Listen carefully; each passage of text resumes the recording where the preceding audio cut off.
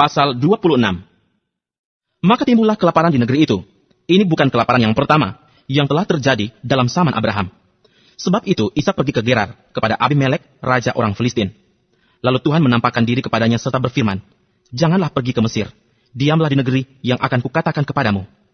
Tinggallah di negeri ini sebagai orang asing, maka aku akan menyertai engkau dan memberkati engkau, sebab kepadamulah dan kepada keturunanmu akan kuberikan seluruh negeri ini, dan aku akan menepati sumpah yang telah kuikrarkan kepada Abraham, ayahmu.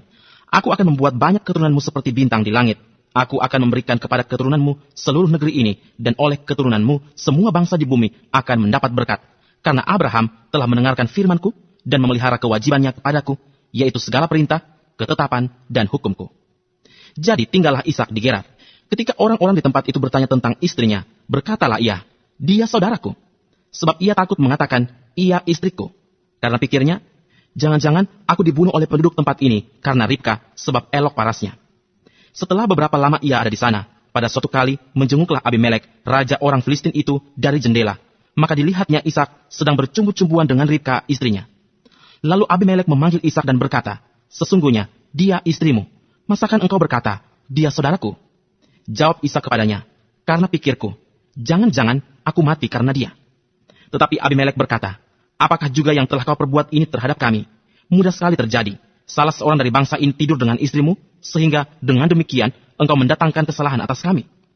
Lalu Abimelek memberi perintah kepada seluruh bangsa itu, siapa yang mengganggu orang ini atau istrinya, pastilah ia akan dihukum mati. Maka menaburlah Ishak di tanah itu, dan dalam tahun itu juga ia mendapat hasil 100 kali lipat, sebab ia diberkati Tuhan. Dan orang itu menjadi kaya, bahkan kian lama kian kaya, sehingga ia menjadi sangat kaya. Ia mempunyai kumpulan kambing domba dan lembu sapi, serta banyak anak buah, sehingga orang Filistin itu cemburu kepadanya. Segala sumur yang digali dalam zaman Abraham, ayahnya, oleh hamba-hamba ayahnya itu, telah ditutup oleh orang Filistin dan ditimbun dengan tanah. Lalu kata Abimelek kepada Ishak, "Pergilah dari tengah-tengah kami, sebab engkau telah menjadi jauh lebih berkuasa daripada kami." Jadi pergilah Ishak dari situ dan berkemahlah ia di lembah Gerar, dan ia menetap di situ. Kemudian Ishak menggali kembali sumur-sumur yang digali dalam zaman Abraham, ayahnya, dan yang telah ditutup oleh orang Filistin sesudah Abraham mati. Disebutkannya lah nama sumur-sumur itu menurut nama-nama yang telah diberikan oleh ayahnya. Ketika hamba-hamba Ishak menggali di lembah itu, mereka mendapati di situ mata air yang berbual-bual airnya. Lalu bertengkarlah para gembala Gerar dengan para gembala Ishak. Kata mereka, "Air ini kepunyaan kami." Dan Ishak menamai sumur itu Esek, karena mereka bertengkar dengan dia di sana. Kemudian mereka menggali sumur lain, dan mereka bertengkar juga tentang itu. Maka Ishak menamai sumur itu Sitna. Ia pindah dari situ dan menggali sumur yang lain lagi, tetapi tentang sumur ini mereka tidak bertengkar. Sumur ini dinamainya Rehobot, dan ia berkata, "Sekarang Tuhan telah memberikan kelonggaran kepada kita, sehingga kita dapat beranak cucu di negeri ini." Dari situ ia pergi ke Bersyeba. Lalu pada malam itu, Tuhan menampakkan diri kepadanya, serta berfirman, "Akulah Allah ayahmu Abraham. Janganlah takut, sebab aku menyertai engkau. Aku akan berkati engkau dan membuat banyak keturunanmu karena Abraham, hambaku itu." Sesudah itu, Ishak mendirikan mesbah di situ dan memanggil nama Tuhan. Ia memasang kemahnya di situ, lalu hamba-hambanya menggali sumur di situ. Datanglah Abimelek dari Gerar mendapatkannya, bersama-sama dengan Ahuzat, sahabatnya, dan Pikol, kepala pasukannya. Tetapi kata Ishak kepada mereka, "Mengapa kamu datang mendapatkan aku? Bukankah kamu benci kepadaku dan telah menyuruh aku keluar dari tanahmu?" Jawab mereka, "Kami telah melihat sendiri bahwa Tuhan menyertai engkau. Sebab itu, kami berkata, baiklah kita mengadakan sumpah setia antara kami dan engkau, dan baiklah kami akan mengikat perjanjian dengan engkau, bahwa engkau tidak akan berbuat jahat kepada kami. Seperti kami tidak mengganggu engkau, dan seperti kami semata-mata berbuat baik kepadamu, dan membiarkan engkau pergi dengan damai. Bukankah engkau sekarang yang diberkati Tuhan?" Kemudian Ishak mengadakan perjamuan bagi mereka, lalu mereka makan dan minum. Keesokan harinya, pagi-pagi, bersumpah-sumpahlah mereka. Kemudian Ishak melepas mereka, dan mereka meninggalkan dia dengan damai. Pada hari itu datanglah hamba-hamba Ishak memberitahukan kepadanya tentang sumur yang telah digali mereka, serta berkata kepadanya, "Kami telah mendapat air." Lalu dinamainya sumur itu Sheba, sebab itu nama kota itu adalah Bersyeba sampai sekarang. Ketika Esau telah berumur 40 tahun, ia mengambil Yudit, anak orang Beeri orang Het, dan Basmat, anak Elon orang Het, menjadi istrinya. Kedua perempuan itu menimbulkan kepedihan hati bagi Ishak dan bagi. Pasal 27. Ketika Ishak sudah tua dan matanya telah kabur, sehingga ia tidak dapat melihat lagi, dipanggilnyalah Esau anak sulungnya, serta berkata kepadanya, "Anakku." Sahut Esau, "Ya Bapa." Berkatalah Ishak, "Lihat, aku sudah tua. Aku tidak tahu bila hari kematianku. Maka sekarang, Ambillah senjatamu, tabung panah dan busurmu, pergilah ke padang dan burulah bagiku seekor binatang. Olahlah bagiku makanan yang enak seperti yang kugemari. Sesudah itu, bawalah kepadaku supaya kumakan, agar aku memberkati engkau sebelum aku mati. Tetapi Ribka mendengarkannya ketika Ishak berkata kepada Esau anaknya. Setelah Esau pergi ke padang memburu seekor binatang untuk dibawanya kepada ayahnya, berkatalah Ribka kepada Yakub anaknya, telah kudengar ayahmu berkata kepada Esau kakakmu, bawalah bagiku seekor binatang buruan dan olahlah bagiku makanan yang enak supaya kumakan, dan supaya aku memberkati engkau di hadapan Tuhan sebelum aku mati. Maka sekarang, anakku, dengarkanlah perkataanku seperti yang kuperintahkan kepadamu. Pergilah ke tempat kambing domba kita, ambillah dari sana 2 anak kambing yang baik, maka aku akan mengolahnya menjadi makanan yang enak bagi ayahmu, seperti yang digemarinya. Bawalah itu kepada ayahmu, supaya dimakannya, agar dia memberkati engkau sebelum ia mati. Lalu kata Yakub kepada Ribka, ibunya, tetapi Esau kakakku adalah seorang yang berbulu badannya, sedang aku ini kulit-kulicin. Mungkin ayahku akan meraba aku, maka nanti ia akan menyangka bahwa aku mau memperolok-olokkan dia. Dengan demikian, aku akan mendatangkan kutuk atas diriku dan bukan berkat. Tetapi ibunya berkata kepadanya, akulah yang menanggung kutuk itu, anakku. Dengarkan saja perkataanku. Pergilah, ambil kambing-kambing itu. Lalu ia pergi mengambil kambing-kambing itu dan membawanya kepada ibunya. Sesudah itu, ibunya mengolah makanan yang enak seperti yang digemari ayahnya.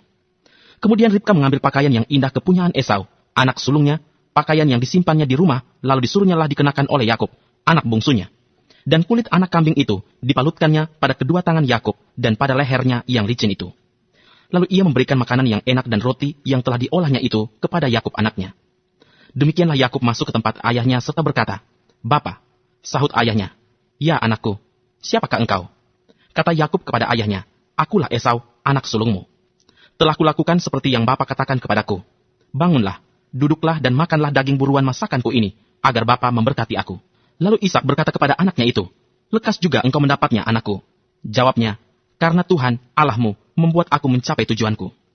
Lalu kata Ishak kepada Yakub, datanglah mendekat anakku, supaya aku meraba engkau, apakah engkau ini anakku Esau atau bukan. Maka Yakub mendekati Ishak ayahnya, dan ayahnya itu merabanya serta berkata, kalau suara Yakub, kalau tangan Esau.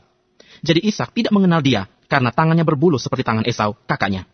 Ishak hendak memberkati dia, tetapi ia masih bertanya, benarkah engkau ini anakku Esau? Jawabnya, ya. Lalu berkatalah Ishak, dekatkanlah makanan itu kepadaku, supaya ku makan daging buruan masakan anakku, agar aku memberkati engkau. Jadi, didekatkannyalah makanan itu kepada ayahnya, lalu ia makan, dibawanya juga anggur kepadanya, lalu ia minum. Berkatalah Ishak ayahnya kepadanya, datanglah dekat-dekat dan ciumlah aku, anakku. Lalu datanglah Yakub dekat-dekat dan diciumnyalah ayahnya. Ketika Ishak mencium bau pakaian Yakub, diberkatinyalah dia, katanya, sesungguhnya bau anakku adalah sebagai bau padang yang diberkati Tuhan. Allah akan memberikan kepadamu embun yang dari langit, dan tanah-tanah gemuk di bumi, dan gandum serta anggur berlimpah-limpah. Bangsa-bangsa akan takluk kepadamu, dan suku-suku bangsa akan sujud kepadamu. Jadilah tuan atas saudara-saudaramu, dan anak-anak ibumu akan sujud kepadamu. Siapa yang mengutuk engkau, terkutuklah ia, dan siapa yang memberkati engkau, diberkatilah ia. Setelah Ishak selesai memberkati Yakub, dan baru saja Yakub keluar meninggalkan Ishak ayahnya, pulanglah Esau, kakaknya, dari berburu. Ia juga menyediakan makanan yang enak, lalu membawanya kepada ayahnya. Katanya kepada ayahnya, Bapa, bangunlah, dan makan daging buruan masakan anakmu, agar engkau memberkati aku. Tetapi kata Ishak ayahnya kepadanya, siapakah engkau ini? Sahutnya, akulah anakmu, anak sulungmu Esau. Lalu terkejutlah Ishak dengan sangat serta berkata, siapakah gerangan dia yang memburu binatang itu, dan yang telah membawanya kepadaku? Aku telah memakan semuanya sebelum engkau datang, dan telah memberkati dia, dan dia akan tetap orang yang diberkati. Sesudah Esau mendengar perkataan ayahnya itu, meraung-raunglah ia dengan sangat keras dalam kepedihan hatinya, serta berkata kepada ayahnya, berkatilah aku ini juga, iya Bapa. Jawab ayahnya, adikmu telah datang dengan tipu daya, dan telah merampas berkat yang untukmu itu. Kata Esau, bukankah tepat namanya Yakub, karena ia telah 2 kali menipu aku. Hak kesulunganku telah dirampasnya, dan sekarang dirampasnya pula berkat yang untukku. Lalu katanya, apakah Bapa tidak mempunyai berkat lain bagiku? Lalu Ishak menjawab Esau katanya, sesungguhnya telah kuangkat dia menjadi tuan atas engkau, dan segala saudaranya telah kuberikan kepadanya menjadi hambanya, dan telah kubekali dia dengan gandum dan anggur. Maka kepadamu, apa lagi yang dapat kuperbuat, ya anakku? Kata Esau kepada ayahnya, hanya berkat yang satu itukah ada padamu, ya Bapa? Berkatilah aku ini juga, ya Bapa. Dan dengan suara keras menangislah Esau. Lalu Ishak ayahnya menjawabnya, sesungguhnya tempat kediamanmu akan jauh dari tanah-tanah gemuk di bumi, dan jauh dari embun dari langit di atas. Engkau akan hidup dari pedangmu, dan engkau akan menjadi hamba adikmu. Tetapi akan terjadi kelak, apabila engkau berusaha sungguh-sungguh, maka engkau akan melemparkan kuk itu dari tengkukmu. Esau menaruh dendam kepada Yakub karena berkat yang telah diberikan oleh ayahnya kepadanya. Lalu ia berkata kepada dirinya sendiri, hari-hari berkabung karena kematian ayahku itu tidak akan lama lagi. Pada waktu itulah Yakub, adikku, akan kubunuh. Ketika diberitahukan perkataan Esau, anak sulungnya itu kepada Ribka, maka disuruhnyalah memanggil Yakub, anak bungsunya, lalu berkata kepadanya, Esau, kakakmu, bermaksud membalas dendam membunuh engkau. Jadi sekarang anakku, dengarkanlah perkataanku. Bersiaplah engkau dan larilah kepada Laban, saudaraku, ke Haran, dan tinggallah padanya beberapa waktu lamanya, sampai kegeraman dan kemarahan kakakmu itu surut daripadamu, dan ia lupa apa yang telah engkau perbuat kepadanya. Kemudian aku akan menyuruh orang menjemput engkau dari situ. Mengapa aku akan kehilangan kamu berdua pada satu hari juga? Kemudian Ribka berkata kepada Ishak, aku telah jemu hidup karena perempuan-perempuan Het itu. Jikalau Yakub juga mengambil seorang istri dari antara perempuan negeri ini, semacam perempuan Het itu, apa gunanya aku hidup lagi? Pasal 28. Kemudian Ishak memanggil Yakub, lalu memberkati dia serta memesankan kepadanya. Katanya, janganlah mengambil istri dari perempuan Kanaan. Bersiaplah, pergilah ke Padan Aram, ke rumah Betuel, ayah ibumu, dan ambillah dari situ seorang istri dari anak-anak Laban, saudara ibumu. Moga-moga Allah yang Maha Kuasa memberkati engkau, membuat engkau beranak cucu, dan membuat engkau menjadi banyak, sehingga engkau menjadi sekumpulan bangsa-bangsa. Moga-moga ia memberikan kepadamu berkat yang untuk Abraham, kepadamu, serta kepada keturunanmu, sehingga engkau memiliki negeri ini yang kau diami sebagai orang asing yang telah diberikan Allah kepada Abraham. Demikianlah Ishak melepas Yakub, lalu berangkatlah Yakub ke Padan Aram, kepada Laban anak Betuel, orang Aram itu, saudara Ribka ibu Yakub dan Esau. Ketika Esau melihat bahwa Ishak telah memberkati Yakub dan melepasnya ke Padan Aram untuk mengambil istri dari situ, pada waktu ia memberkatinya, ia telah memesankan kepada Yakub, janganlah ambil istri dari antara perempuan Kanaan. Dan bahwa Yakub mendengarkan perkataan ayahnya dan ibunya dan pergi ke Padan Aram. Maka Esau pun menyadari bahwa perempuan Kanaan itu tidak disukai oleh Ishak ayahnya. Sebab itu, ia pergi kepada Ismael dan mengambil Mahalat menjadi istrinya, di samping kedua istrinya yang telah ada. Mahalat adalah anak Ismael anak Abraham, adik Nebayot. Maka Yakub berangkat dari Beersheba dan pergi ke Haran. Ia sampai di satu tempat dan bermalam di situ, karena matahari telah terbenam. Ia mengambil sebuah batu yang terletak di tempat itu dan dipakainya sebagai alas kepala, lalu membaringkan dirinya di tempat itu. Maka bermimpilah ia, di bumi ada didirikan sebuah tangga yang ujungnya sampai di langit, dan tampaklah malaikat-malaikat Allah turun naik di tangga itu. Berdirilah Tuhan di sampingnya dan berfirman, Akulah Tuhan, Allah Abraham, nenekmu, dan Allah Ishak. Tanah tempat engkau berbaring ini akan kuberikan kepadamu dan kepada keturunanmu. Keturunanmu akan menjadi seperti debu tanah banyaknya, dan engkau akan mengembang ke sebelah timur, barat, utara, dan selatan, dan olehmu, serta keturunanmu, semua kaum di muka bumi akan mendapat berkat. Sesungguhnya, aku menyertai engkau, dan aku akan melindungi engkau kemanapun engkau pergi. Dan aku akan membawa engkau kembali ke negeri ini, sebab aku tidak akan meninggalkan engkau, melainkan tetap melakukan apa yang kujanjikan kepadamu. Ketika Yakub bangun dari tidurnya, berkatalah ia, sesungguhnya Tuhan ada di tempat ini, dan aku tidak mengetahuinya. Ia takut dan berkata, alangkah dahsyatnya tempat ini. Ini tidak lain dari rumah Allah. Ini pintu gerbang sorga. Keesokan harinya, pagi-pagi, Yakub mengambil batu yang dipakainya sebagai alas kepala dan mendirikan itu menjadi tugu dan menuang minyak ke atasnya. Ia menamai tempat itu Betel. Dahulu, nama kota itu Luz. Lalu bernasarlah Yakub, jika Allah akan menyertai dan akan melindungi aku di jalan yang kutempuh ini, memberikan kepadaku roti untuk dimakan dan pakaian untuk dipakai, sehingga aku selamat kembali ke rumah ayahku, maka Tuhan akan menjadi Allahku. Dan batu yang kudirikan sebagai tugu ini akan menjadi rumah Allah. Dari segala sesuatu yang engkau berikan kepadaku, akan selalu kupersembahkan 1/10 kepadamu. Pasal 29. Kemudian berangkatlah Yakub dari situ dan pergi ke negeri Bani Timur. Ketika ia memandang sekelilingnya, dilihatnya ada sebuah sumur di padang, dan ada 3 kumpulan kambing domba berbaring di dekatnya. Sebab dari sumur itulah orang memberi minum kumpulan-kumpulan kambing domba itu. Adapun batu penutup sumur itu besar, dan apabila segala kumpulan kambing domba itu digiring berkumpul ke sana, maka gembala-gembala menggulingkan batu itu dari mulut sumur, lalu kambing domba itu diberi minum. Kemudian dikembalikanlah batu itu lagi ke mulut sumur itu. Bertanyalah Yakub kepada mereka, saudara-saudara, dari manakah kamu ini? Jawab mereka, kami ini dari Haran. Lagi katanya kepada mereka, kenalkah kamu Laban, cucu Nahor? Jawab mereka, kami kenal. Selanjutnya katanya kepada mereka, selamatkah ia? Jawab mereka, selamat. Tetapi lihat, itu datang anaknya perempuan, Rahel, dengan kambing dombanya. Lalu kata Yakub, hari masih siang, belum waktunya untuk mengumpulkan ternak. Berilah minum kambing dombamu itu, kemudian pergilah menggembalakannya lagi. Tetapi jawab mereka, kami tidak dapat melakukan itu selama segala kumpulan binatang itu belum berkumpul. Barulah batu itu digulingkan dari mulut sumur, dan kami memberi minum kambing domba kami. Selagi ia berkata-kata dengan mereka, datanglah Rahel dengan kambing domba ayahnya, sebab dialah yang menggembalakannya. Ketika Yakub melihat Rahel, anak Laban, saudara ibunya, serta kambing domba Laban, ia datang mendekat, lalu menggulingkan batu itu dari mulut sumur, dan memberi minum kambing domba itu. Kemudian Yakub mencium Rahel, serta menangis dengan suara keras. Lalu Yakub menceritakan kepada Rahel bahwa ia sanak saudara ayah Rahel dan anak Ribka. Maka berlarilah Rahel menceritakannya kepada ayahnya. Segera sesudah Laban mendengar kabar tentang Yakub, anak saudaranya itu, berlarilah ia menyongsong dia, lalu mendekap dan mencium dia, kemudian membawanya ke rumahnya. Maka Yakub menceritakan segala hal ihwalnya kepada Laban. Kata Laban kepadanya, "Sesungguhnya engkau saudara sedaging dengan aku." Maka tinggallah Yakub padanya genap sebulan lamanya. Kemudian berkatalah Laban kepada Yakub, "Masakan karena engkau adalah sanak saudaraku, engkau bekerja padaku dengan cuma-cuma? Katakanlah kepadaku, apa yang patut menjadi upahmu?"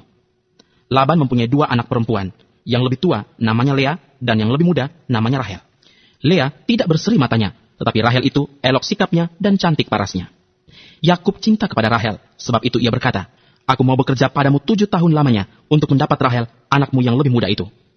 Sahut Laban, "Lebih baiklah ia kuberikan kepadamu daripada kepada orang lain, maka tinggallah padaku." Jadi bekerjalah Yakub 7 tahun lamanya untuk mendapat Rahel itu, tetapi yang 7 tahun itu dianggapnya seperti beberapa hari saja karena cintanya kepada Rahel. Sesudah itu berkatalah Yakub kepada Laban, "Berikanlah kepadaku bakal istriku itu, sebab jangka waktuku telah genap supaya aku akan kawin dengan dia." Lalu Laban mengundang semua orang di tempat itu dan mengadakan perjamuan. Tetapi pada waktu malam diambilnyalah Lea, anaknya, lalu dibawanya kepada Yakub. Maka Yakub pun menghampiri dia.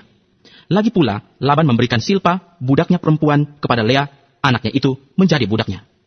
Tetapi pada waktu pagi, tampaklah bahwa itu Lea. Lalu berkatalah Yakub kepada Laban, "Apakah yang kau perbuat terhadap aku ini? Bukankah untuk mendapat Rahel, aku bekerja padamu? Mengapa engkau menipu aku?" Jawab Laban, "Tidak biasa orang berbuat demikian di tempat kami ini, mengawinkan adiknya lebih dahulu daripada kakaknya. Genapilah dahulu 7 hari perkawinanmu dengan anakku ini. Kemudian, anakku yang lain pun akan diberikan kepadamu sebagai upah. Asal engkau bekerja pula padaku 7 tahun lagi." Maka Yakub berbuat demikian, ia menggenapi ke-7 hari perkawinannya dengan Lea. Kemudian Laban memberikan kepadanya Rahel, anaknya itu, menjadi istrinya. Lagi pula, Laban memberikan Bilha, budaknya perempuan, kepada Rahel, anaknya itu, menjadi budaknya. Yakub menghampiri Rahel juga, malah ia lebih cinta kepada Rahel daripada kepada Lea. Demikianlah ia bekerja pula pada Laban 7 tahun lagi. Ketika Tuhan melihat bahwa Lea tidak dicintai, dibukanyalah kandungannya, tetapi Rahel mandul. Lea mengandung, lalu melahirkan seorang anak laki-laki dan menamainya Ruben, sebab katanya, "Sesungguhnya Tuhan telah memperhatikan kesengsaraanku. Sekarang tentulah aku akan dicintai oleh suamiku." Mengandung pula lah ia, lalu melahirkan seorang anak laki-laki, maka ia berkata, "Sesungguhnya Tuhan telah mendengar bahwa aku tidak dicintai, lalu diberikannya pula anak ini kepadaku." Maka ia menamai anak itu Simeon. Mengandung pula lah ia, lalu melahirkan seorang anak laki-laki, maka ia berkata, "Sekali ini suamiku akan lebih erat kepadaku, karena aku telah melahirkan 3 anak laki-laki baginya." Itulah sebabnya ia menamai anak itu Lewi. Mengandung pula lah ia, lalu melahirkan seorang anak laki-laki, maka ia berkata, "Sekali ini aku akan bersyukur kepada Tuhan." Itulah sebabnya ia menamai anak itu Yehuda. Sesudah itu, ia tidak melahirkan lagi. Pasal 30. Ketika dilihat Rahel bahwa ia tidak melahirkan anak bagi Yakub, cemburulah ia kepada kakaknya itu, lalu berkata kepada Yakub, "Berikanlah kepadaku anak, kalau tidak, aku akan mati." Maka bangkitlah amarah Yakub terhadap Rahel, dan ia berkata, "Akukah pengganti Allah yang telah menghalangi engkau mengandung?" Kata Rahel, "Ini Bilha, budakku perempuan. Hampirilah dia, supaya ia melahirkan anak di pangkuanku, dan supaya oleh dia aku pun mempunyai keturunan." Maka diberikannya Bilha, budaknya itu, kepada Yakub menjadi istrinya, dan Yakub menghampiri budak itu. Bilha mengandung, lalu melahirkan seorang anak laki-laki bagi Yakub. Berkatalah Rahel, "Allah telah memberikan keadilan kepadaku, juga telah didengarkannya permohonanku, dan diberikannya kepadaku seorang anak laki-laki." Itulah sebabnya ia menamai anak itu Dan. Mengandung pula Bilha, budak perempuan Rahel, lalu melahirkan anak laki-laki yang kedua bagi Yakub. Berkatalah Rahel, "Aku telah sangat hebat bergulat dengan kakakku, dan aku pun menang." Maka ia menamai anak itu Naftali. Ketika dilihat Lea bahwa ia tidak melahirkan lagi, diambilnyalah Silpa, budaknya perempuan, dan diberikannya kepada Yakub menjadi istrinya. Dan Silpa, budak perempuan Lea, melahirkan seorang anak laki-laki bagi Yakub. Berkatalah Lea, "Mujur telah datang." Maka ia menamai anak itu Gad. Dan Silpa, budak perempuan Lea, melahirkan anak laki-laki yang kedua bagi Yakub. Berkatalah Lea, "Aku ini berbahagia. Tentulah perempuan-perempuan akan menyebutkan aku berbahagia." Maka ia menamai anak itu Asyer. Ketika Ruben pada musim menuai gandum pergi berjalan-jalan, didapatinya di padang buah dudaim, lalu dibawanya kepada Lea ibunya. Kata Rahel kepada Lea, "Berilah aku beberapa buah dudaim yang didapat oleh anakmu itu." Jawab Lea kepadanya, apakah belum cukup bagimu mengambil suamiku? Sekarang pula mau mengambil lagi buah dudaim anakku. Kata Rahel, kalau begitu, biarlah ia tidur dengan engkau pada malam ini sebagai ganti buah dudaim anakmu itu. Ketika Yakub pada waktu petang datang dari padang, pergilah Lea mendapatkannya, sambil berkata, engkau harus singgah kepadaku malam ini, sebab memang engkau telah kusewa dengan buah dudaim anakku. Sebab itu tidurlah Yakub dengan Lea pada malam itu. Lalu Allah mendengarkan permohonan Lea. Lea mengandung dan melahirkan anak laki-laki yang kelima bagi Yakub. Lalu kata Lea, Allah telah memberi upahku, karena aku telah memberi budakku perempuan kepada suamiku. Maka ia menamai anak itu Isakar. Kemudian Lea mengandung pula dan melahirkan anak laki-laki yang keenam bagi Yakub. Berkatalah Lea, Allah telah memberikan hadiah yang indah kepadaku. Sekali ini, suamiku akan tinggal bersama-sama dengan aku, karena aku telah melahirkan 6 orang anak laki-laki baginya. Maka ia menamai anak itu Sebulon. Sesudah itu, ia melahirkan seorang anak perempuan dan menamai anak itu Dina. Lalu ingatlah Allah akan Rahel. Allah mendengarkan permohonannya serta membuka kandungannya. Maka mengandunglah Rahel dan melahirkan seorang anak laki-laki. Berkatalah ia, Allah telah menghapuskan aibku. Maka ia menamai anak itu Yusuf sambil berkata, mudah-mudahan Tuhan menambah seorang anak laki-laki lagi bagiku. Setelah Rahel melahirkan Yusuf, berkatalah Yakub kepada Laban, izinkanlah aku pergi supaya aku pulang ke tempat kelahiranku dan ke negeriku. Berikanlah istri-istriku dan anak-anakku yang menjadi upahku selama aku bekerja padamu, supaya aku pulang, sebab engkau tahu betapa keras aku bekerja padamu. Tetapi Laban berkata kepadanya, sekiranya aku mendapat kasihmu, telah nyata kepadaku bahwa Tuhan memberkati aku karena engkau. Lagi katanya, tentukanlah upahmu yang harus kubayar, maka aku akan memberikannya. Sahut Yakub kepadanya, engkau sendiri tahu bagaimana aku bekerja padamu dan bagaimana keadaan ternakmu dalam penjagaanku. Sebab harta milikmu tidak begitu banyak sebelum aku datang. Tetapi sekarang telah berkembang dengan sangat dan Tuhan telah memberkati engkau sejak aku berada di sini. Jadi bilakah dapat aku bekerja untuk rumah tanggaku sendiri? Kata Laban, apakah yang harus kuberikan kepadamu? Jawab Yakub, tidak usah kau berikan apa-apa kepadaku. Aku mau lagi menggembalakan kambing dombamu dan menjaganya, asal engkau mengizinkan hal ini kepadaku. Hari ini aku akan lewat dari tengah-tengah segala kambing dombamu dan akan mengasingkan dari situ setiap binatang yang berbintik-bintik dan berbelang-belang, segala domba yang hitam dan segala kambing yang berbelang-belang dan berbintik-bintik, itulah upahku. Dan kejujuranku akan terbukti di kemudian hari, apabila engkau datang memeriksa upahku. Segala yang tidak berbintik-bintik atau berbelang-belang di antara kambing-kambing dan yang tidak hitam di antara domba-domba, anggaplah itu tercuri olehku. Kemudian kata Laban, baik, jadilah seperti perkataanmu itu. Lalu diasingkannyalah pada hari itu kambing-kambing jantan yang bercoreng-coreng dan berbelang-belang, dan segala kambing yang berbintik-bintik dan berbelang-belang, segala yang ada warna putih pada badannya, serta segala yang hitam di antara domba-domba, dan diserahkannyalah semuanya itu kepada anak-anaknya untuk dijaga. Kemudian Laban menentukan jarak 3 hari perjalanan jauhnya antara dia dan Yakub, maka tetaplah Yakub menggembalakan kambing domba yang tinggal itu. Lalu Yakub mengambil dahan hijau dari pohon hawar, pohon badam, dan pohon berangan, dikupasnyalah dahan-dahan itu, sehingga berbelang-belang sampai yang putihnya kelihatan. Ia meletakkan dahan-dahan yang dikupasnya itu ke dalam palungan, dalam tempat minum, kemana kambing domba itu datang minum, sehingga tepat di depan kambing domba itu. Adapun kambing domba itu suka berkelamin pada waktu datang minum. Jika kambing domba itu berkelamin dekat dahan-dahan itu, maka anaknya bercoreng-coreng, berbintik-bintik, dan berbelang-belang. Kemudian Yakub memisahkan domba-domba itu, dihadapkannya kepala-kepala kambing domba itu kepada yang bercoreng-coreng dan kepala segala yang hitam di antara kambing domba Laban.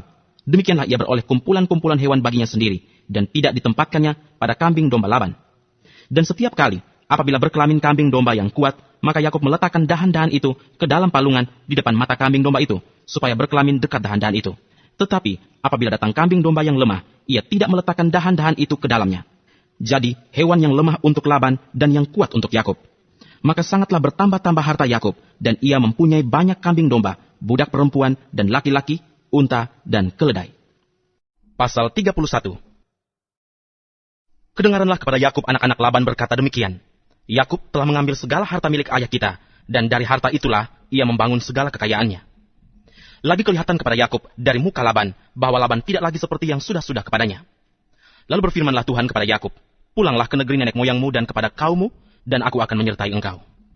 Sesudah itu Yakub menyuruh memanggil Rahel dan Lea untuk datang ke padang, ke tempat kambing dombanya. Lalu ia berkata kepada mereka, telah kulihat dari muka ayahmu, bahwa ia tidak lagi seperti yang sudah-sudah kepadaku, tetapi Allah ayahku menyertai aku. Juga kamu sendiri tahu, bahwa aku telah bekerja sekuat-kuatku pada ayahmu.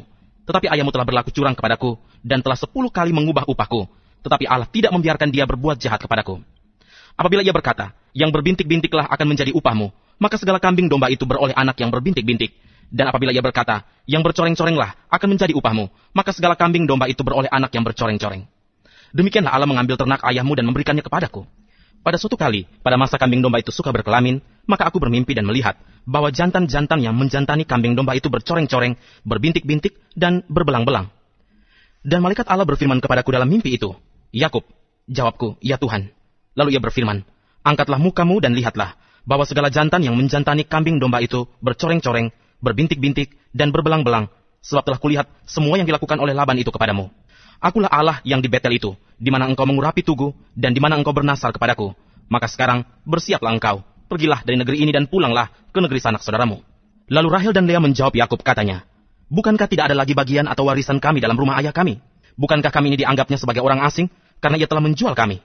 Juga bagian kami telah dihabiskannya sama sekali. Tetapi segala kekayaan yang telah diambil Allah dari ayah kami, adalah milik kami dan anak-anak kami. Maka sekarang, perbuatlah segala yang difirmankan Allah kepadamu. Lalu bersiaplah Yakub, dinaikkannya anak-anaknya dan istri-istrinya ke atas unta, digiringnya seluruh ternaknya dan segala apa yang telah diperolehnya, yakni ternak kepunyaannya yang telah diperolehnya di Padan Aram, dengan maksud pergi kepada Ishak, ayahnya, ke tanah Kanaan. Adapun Laban telah pergi menggunting bulu domba-dombanya. Ketika itulah Rahel mencuri terafim ayahnya. Dan Yakub mengakali Laban, orang Aram itu, dengan tidak memberitahukan kepadanya bahwa ia mau lari. Demikianlah ia lari dengan segala harta miliknya. Ia berangkat, menyeberangi sungai Efrat dan berjalan menuju pegunungan Gilead. Ketika pada hari ketiga dikabarkan kepada Laban bahwa Yakub telah lari, dibawanyalah sanak saudaranya bersama-sama. Dikejarnya Yakub 7 hari perjalanan jauhnya, lalu ia dapat menyusulnya di pegunungan Gilead. Pada waktu malam datanglah Allah dalam suatu mimpi kepada Laban, orang Aram itu, serta berfirman kepadanya, jagalah baik-baik, supaya engkau jangan mengatai Yakub dengan sepatah kata pun. Ketika Laban sampai kepada Yakub, Yakub telah memasang kemahnya di pegunungan. Juga Laban dengan sanak saudaranya telah memasang kemahnya di pegunungan Gilead. Berkatalah Laban kepada Yakub, apakah yang kau perbuat ini? Maka engkau mengakali aku dan mengangkut anak-anakku perempuan sebagai orang tawanan. Mengapa engkau lari diam-diam dan mengakali aku? Mengapa engkau tidak memberitahu kepadaku, supaya aku menghantarkan engkau dengan sukacita dan nyanyian dengan rebana dan kecapi? Lagi pula, engkau tidak memberikan aku kesempatan untuk mencium cucu-cucuku laki-laki dan anak-anakku perempuan. Memang bodoh perbuatanmu itu. Aku ini berkuasa untuk berbuat jahat kepadamu. Tetapi Allah ayahmu telah berfirman kepadaku tadi malam, jagalah baik-baik, jangan engkau mengatai Yakub dengan sepatah kata pun. Maka sekarang, kalau memang engkau harus pergi, semata-mata karena sangat rindu ke rumah ayahmu, mengapa engkau mencuri dewa-dewaku? Lalu Yakub menjawab Laban, aku takut, karena pikirku, jangan-jangan engkau merampas anak-anakmu itu daripadaku. Tetapi pada siapa engkau menemui dewa-dewamu itu, janganlah ia hidup lagi. Periksalah di depan saudara-saudara kita segala barang yang ada padaku, dan ambillah barangmu. Sebab Yakub tidak tahu bahwa Rahel yang mencuri terafim itu. Lalu masuklah Laban ke dalam kemah Yakub dan ke dalam kemah Lea dan ke dalam kemah kedua budak perempuan itu, tetapi terafim itu tidak ditemuinya. Setelah keluar dari kemah Lea, ia masuk ke dalam kemah Rahel. Tetapi Rahel telah mengambil terafim itu dan memasukkannya ke dalam pelana untanya dan duduk di atasnya. Laban menggeledah seluruh kemah itu, tetapi terafim itu tidak ditemuinya. Lalu kata Rahel kepada ayahnya, janganlah Bapa marah, karena aku tidak dapat bangun berdiri di depanmu, sebab aku sedang haid. Dan Laban mencari dengan teliti, tetapi ia tidak menemui terafim itu. Lalu hati Yakub panas, dan ia bertengkar dengan Laban. Ia berkata kepada Laban, apakah kesalahanku? Apakah dosaku? Maka engkau memburu aku sehebat itu. Engkau telah menggeledah segala barangku. Sekarang apakah yang kau temui dari segala barang rumahmu? Letakkanlah di sini di depan saudara-saudaraku dan saudara-saudaramu, supaya mereka mengadili antara kita berdua. Selama 20 tahun ini, aku bersama-sama dengan engkau. Domba dan kambing betinamu tidak pernah keguguran, dan jantan dari kambing dombamu tidak pernah kumakan. Yang diterkam oleh binatang buas tidak pernah kubawa kepadamu. Aku sendiri yang menggantinya. Yang dicuri orang, baik waktu siang, baik waktu malam, selalu engkau tuntut daripadaku. Aku dimakan panas hari waktu siang, dan kedinginan waktu malam, dan mataku jauh daripada tertidur. Selama 20 tahun ini aku di rumahmu. Aku telah bekerja padamu 14 tahun lamanya, untuk mendapat kedua anakmu, dan 6 tahun untuk mendapat ternakmu, dan engkau telah 10 kali mengubah upahku. Seandainya Allah ayahku, Allah Abraham, dan yang disegani oleh Ishak tidak menyertai aku, tentulah engkau sekarang membiarkan aku pergi dengan tangan hampa. Tetapi kesengsaraanku dan jeripayaku telah diperhatikan Allah, dan ia telah menjatuhkan putusan tadi malam. Lalu Laban menjawab Yakub, perempuan-perempuan ini anakku, dan anak-anak lelaki ini cucu-cucuku, dan ternak ini ternakku.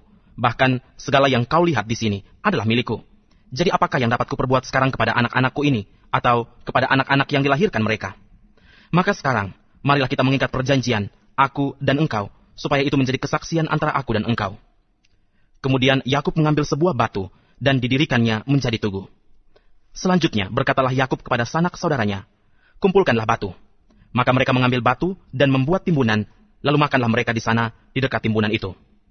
Laban menamai timbunan batu itu Yegar Sahaduta, tetapi Yakub menamainya Galet. Lalu kata Laban, timbunan batu inilah pada hari ini menjadi kesaksian antara aku dan engkau. Itulah sebabnya timbunan itu dinamainya Galet, dan juga Mispa, sebab katanya, Tuhan kiranya berjaga-jaga antara aku dan engkau, apabila kita berjauhan. Jika engkau mengaibkan anak-anakku, dan jika engkau mengambil istri lain di samping anak-anakku itu, ingatlah, walaupun tidak ada orang di dekat kita, Allah juga yang menjadi saksi antara aku dan engkau. Selanjutnya kata Laban kepada Yakub, inilah timbunan batu, dan inilah tugu yang kudirikan antara aku dan engkau. Timbunan batu dan tugu inilah menjadi kesaksian bahwa aku tidak akan melewati timbunan batu ini mendapatkan engkau, dan bahwa engkau pun tidak akan melewati timbunan batu dan tugu ini mendapatkan aku dengan berniat jahat. Allah Abraham dan Allah Nahor, Allah ayah mereka, kiranya menjadi hakim antara kita. Lalu Yakub bersumpah demi yang disegani oleh Ishak ayahnya. Dan Yakub mempersembahkan korban sembelihan di gunung itu. Ia mengundang makan sanak saudaranya, lalu mereka makan serta bermalam di gunung itu. Keesokan harinya pagi-pagi, Laban mencium cucu-cucunya dan anak-anaknya, serta memberkati mereka. Kemudian pulanglah Laban kembali ke tempat tinggalnya. Pasal 32. Yakub melanjutkan perjalanannya, lalu bertemulah malaikat-malaikat Allah dengan dia. Ketika Yakub melihat mereka, berkatalah ia, ini bala tentara Allah, sebab itu dinamainyalah tempat itu Mahanaim. Sesudah itu Yakub menyuruh utusannya berjalan lebih dahulu mendapatkan Esau kakaknya ke tanah Seir, daerah Edom. Ia memerintahkan kepada mereka, beginilah kamu katakan kepada tuanku, kepada Esau, beginilah kata hambamu Yakub, aku telah tinggal pada Laban sebagai orang asing dan diam di situ selama ini. Aku telah mempunyai lembu sapi, keledai dan kambing domba, budak laki-laki dan perempuan, dan aku menyuruh memberitahukan hal ini kepada tuanku, supaya aku mendapat kasihmu. Kemudian pulanglah para utusan itu kepada Yakub dan berkata, kami telah sampai kepada kakakmu, kepada Esau, dan ia pun sedang di jalan menemui engkau, diiringi oleh 400 orang. Lalu sangat takutlah Yakub dan merasa sesak hati, maka dibaginyalah orang-orangnya yang bersama-sama dengan dia, kambing dombanya, lembu sapi dan untanya menjadi 2 pasukan. Sebab pikirnya, jika Esau datang menyerang pasukan yang satu, sehingga terpukul kalah, maka pasukan yang tinggal akan terluput. Kemudian berkatalah Yakub, ya Allah nenekku Abraham dan Allah ayahku Ishak, ya Tuhan yang telah berfirman kepadaku, pulanglah ke negerimu serta kepada sanak saudaramu, dan aku akan berbuat baik kepadamu. Sekali-kali aku tidak layak untuk menerima segala kasih dan kesetiaan yang engkau tunjukkan kepada hambamu ini, sebab aku membawa hanya tongkatku ini, waktu aku menyeberangi sungai Yordan ini, tetapi sekarang telah menjadi 2 pasukan. Lepaskanlah kiranya aku dari tangan kakakku, dari tangan Esau, sebab aku takut kepadanya. Jangan-jangan ia datang membunuh aku, juga ibu-ibu dengan anak-anaknya. Bukankah engkau telah berfirman, tentu aku akan berbuat baik kepadamu, dan menjadikan keturunanmu sebagai pasir di laut, yang karena banyaknya tidak dapat dihitung. Lalu bermalamlah ia di sana pada malam itu. Kemudian diambilnyalah dari apa yang ada padanya suatu persembahan untuk Esau kakaknya, yaitu 200 kambing betina dan 20 kambing jantan, 200 domba betina dan 20 domba jantan, 30 unta yang sedang menyusui beserta anak-anaknya, 40 lembu betina dan 10 lembu jantan dan 20 keledai betina dan 10 keledai jantan.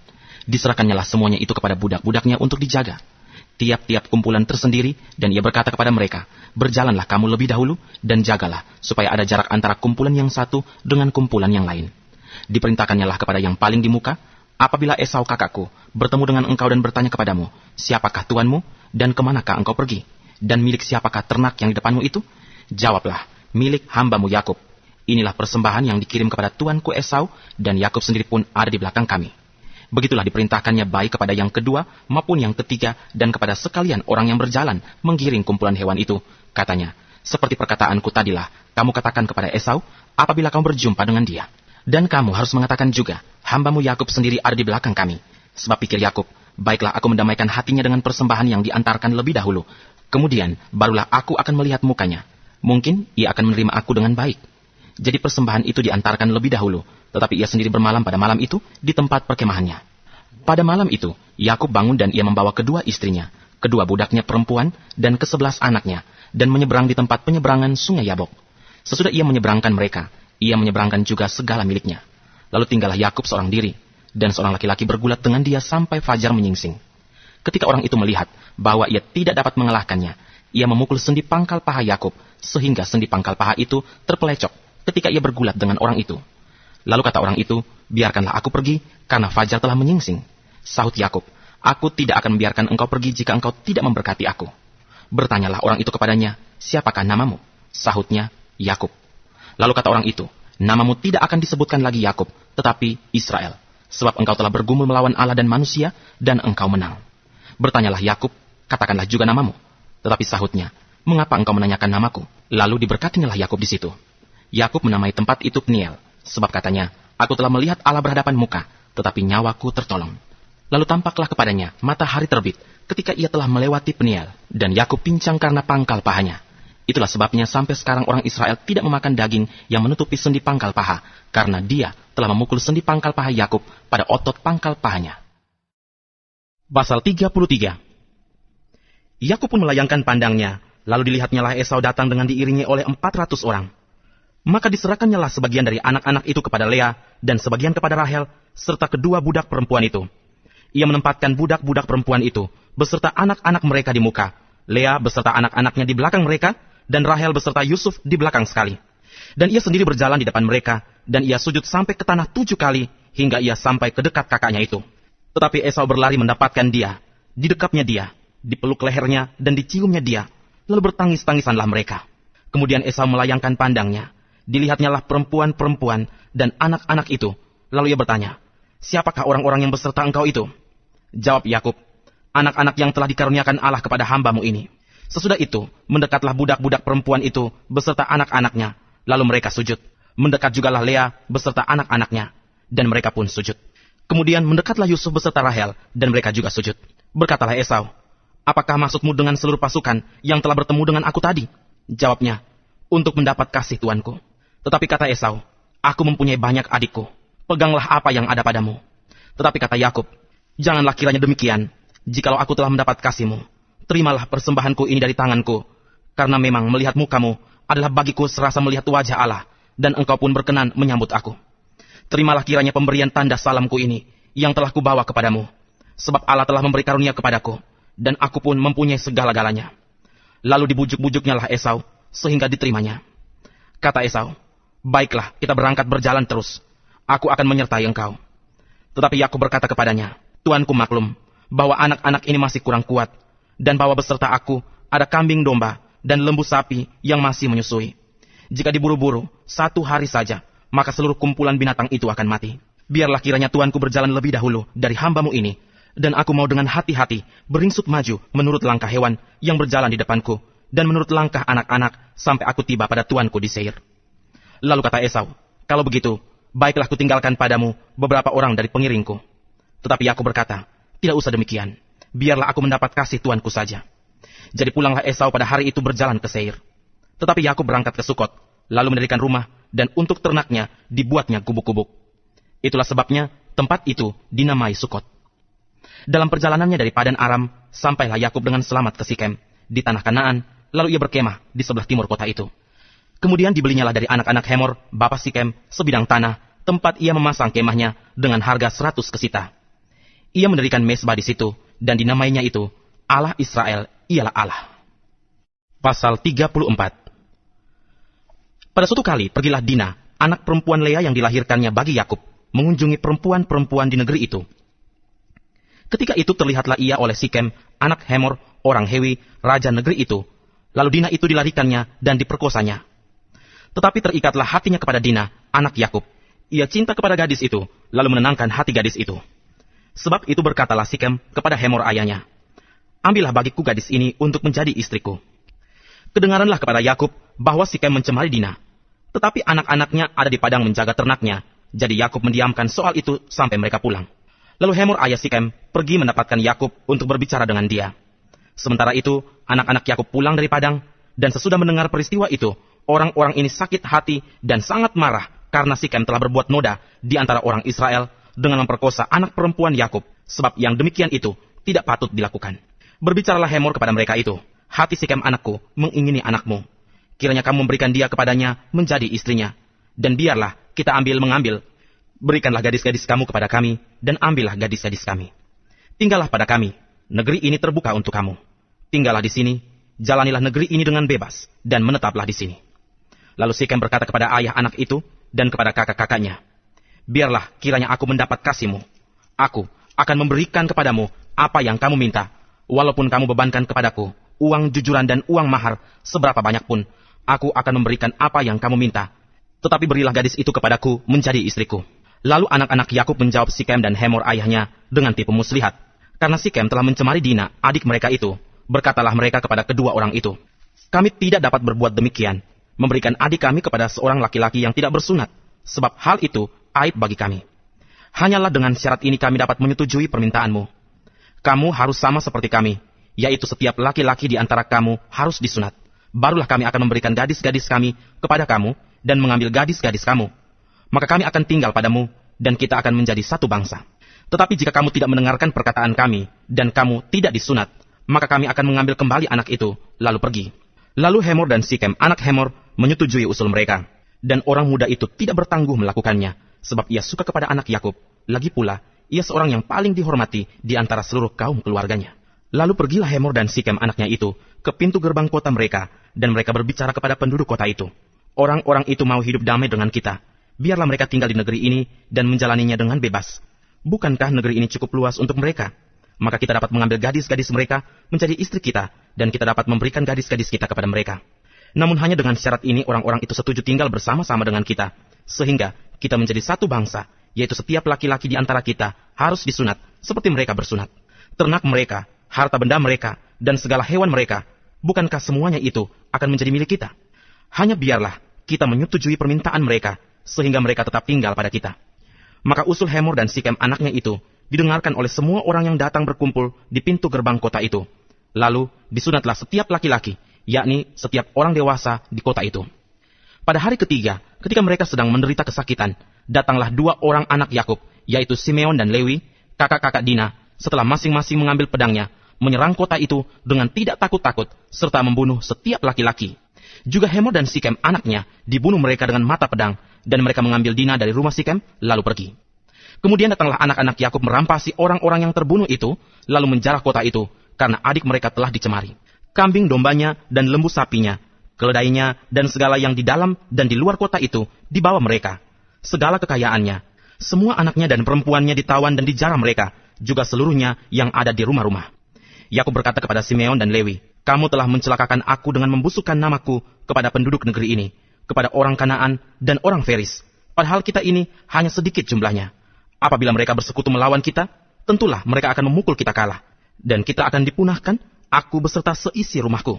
Tetapi jawab mereka, mengapa adik kita diperlakukannya sebagai seorang perempuan sundal? Pasal 35. Allah berfirman kepada Yakub, bersiaplah, pergilah ke Betel, tinggallah di situ, dan buatlah di situ mezbah bagi Allah yang telah menampakkan diri kepadamu ketika engkau lari dari Esau kakakmu. Lalu berkatalah Yakub kepada seisi rumahnya dan kepada semua orang yang bersama-sama dengan dia, jauhkanlah dewa-dewa asing yang ada di tengah-tengah kamu. Tahirkanlah dirimu dan tukarlah pakaianmu. Marilah kita bersiap dan pergi ke Betel. Aku akan membuat mezbah di situ bagi Allah yang telah menjawab aku pada masa kesesakanku dan yang telah menyertai aku di jalan yang kutempuh. Mereka menyerahkan kepada Yakub segala dewa asing yang dipunyai mereka dan anting-anting yang ada pada telinga mereka. Lalu Yakub menanamnya di bawah pohon besar yang dekat Sikem. Sesudah itu berangkatlah mereka, dan kedahsyatan yang dari Allah meliputi kota-kota sekeliling mereka, sehingga anak-anak Yakub tidak dikejar. Lalu sampailah Yakub ke Luz yang di tanah Kanaan, yaitu Betel, ia dan semua orang yang bersama-sama dengan dia. Didirikannya lah mezbah di situ, dan dinamainyalah tempat itu El Betel, karena Allah telah menyatakan diri kepadanya di situ, ketika ia lari terhadap kakaknya. Ketika Deborah, inang pengasuh Ribka mati, dikuburkanlah ia di sebelah hilir Betel di bawah pohon besar yang dinamai orang pohon besar penangisan. Setelah Yakub datang dari Padan Aram, maka Allah menampakkan diri pula kepadanya dan memberkati dia. Firman Allah kepadanya, namamu Yakub, dari sekarang namamu bukan lagi Yakub, melainkan Israel. Itulah yang akan menjadi namamu. Maka Allah menamai dia Israel.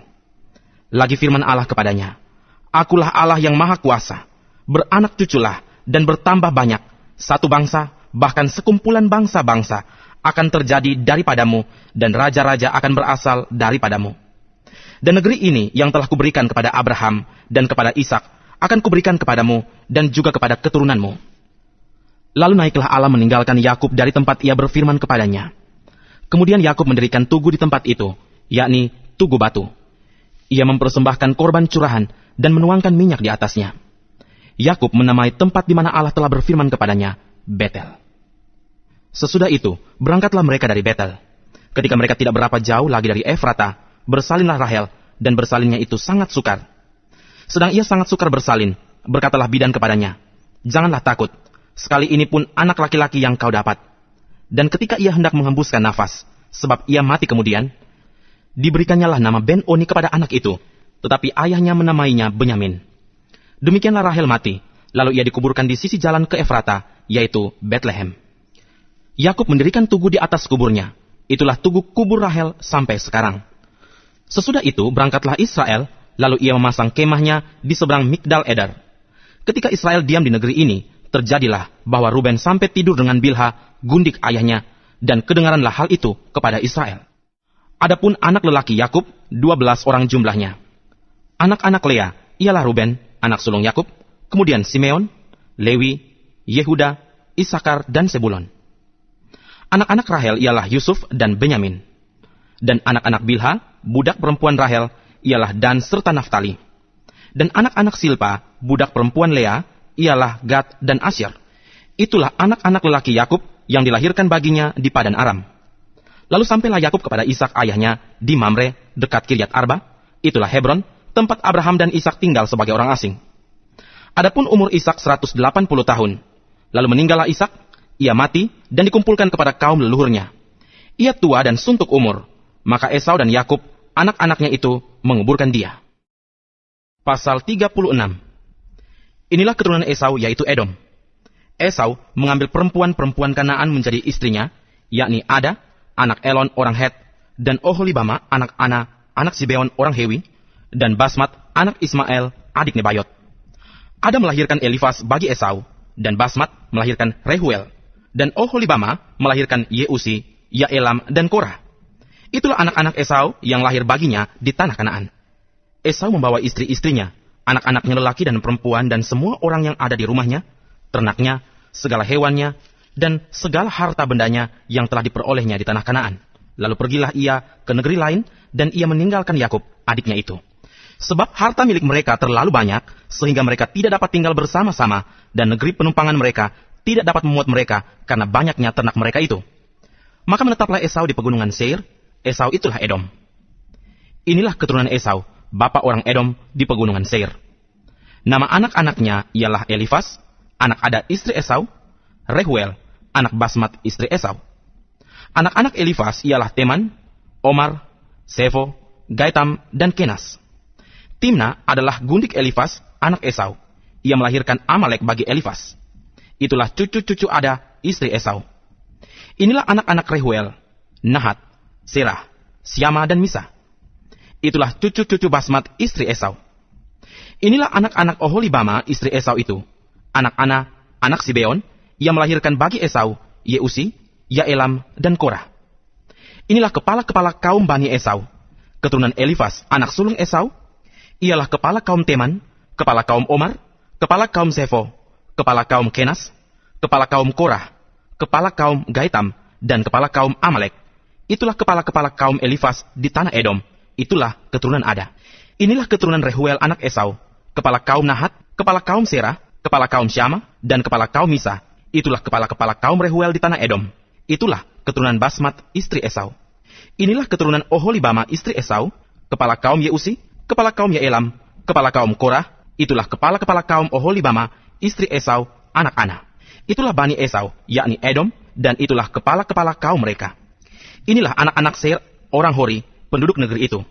Lotan, Shobal, Sibeon, Ana, Dishon, Eser, Disyan. Itulah kepala-kepala kaum orang Hori, anak-anak Seir di tanah Edom. Anak-anak Lotan ialah Hori dan Heman, dan saudara perempuan Lotan ialah Timna. Inilah anak-anak Shobal, Alwan, Manahat, Ebal, Shefo, dan Onam. Inilah anak-anak Sibeon, Aya dan Ana. Ana inilah yang menemui mata-mata air panas di padang gurun ketika ia sedang menggembalakan keledai Sibeon ayahnya itu. Inilah anak-anak Ana, Dishon dan Oholibama anak perempuan Ana. Inilah anak-anak Dishon, Hemdan, Esban, Yitran, dan Keran. Inilah anak-anak Eser, Bilhan, Saawan, dan Akan. Inilah anak-anak Disyan, Us, dan Aran. Itulah kepala-kepala kaum orang Hori, kepala kaum Lotan, kepala kaum Shobal, kepala kaum Sibeon, kepala kaum Ana, kepala kaum Dishon, kepala kaum Eser, dan kepala kaum Disyan. Itulah kepala-kepala kaum orang Hori, kaum demi kaum di tanah Seir. Inilah raja-raja yang memerintah di tanah Edom sebelum ada seorang raja memerintah atas orang Israel. Di Edom yang memerintah ialah Bela bin Beor dan kotanya bernama Dinhaba. Setelah Bela mati, Yobab bin Serah dari Bosra menjadi raja menggantikan dia. Setelah Yobab mati, Husyam dari negeri orang Teman menjadi raja menggantikan dia. Setelah Husyam mati, Hadad bin Bedad menjadi raja menggantikan dia. Dialah yang memukul kalah orang Midian di daerah Moab dan kotanya bernama Awit. Setelah Hadad mati, Samla dari Masreka menjadi raja menggantikan dia. Setelah Samla mati, Saul dari Rehobot yang di pinggir sungai menjadi raja menggantikan dia. Setelah Saul mati, Baal-Hanan bin Akbor menjadi raja menggantikan dia. Setelah Baal-Hanan bin Akbor mati, Hadar menjadi raja menggantikan dia. Kotanya bernama Pahu, dan istrinya bernama Mehetebel binti Matred binti Mezahab. Inilah nama kepala-kepala kaum Esau menurut kaum dan tempat mereka, dengan nama mereka masing-masing.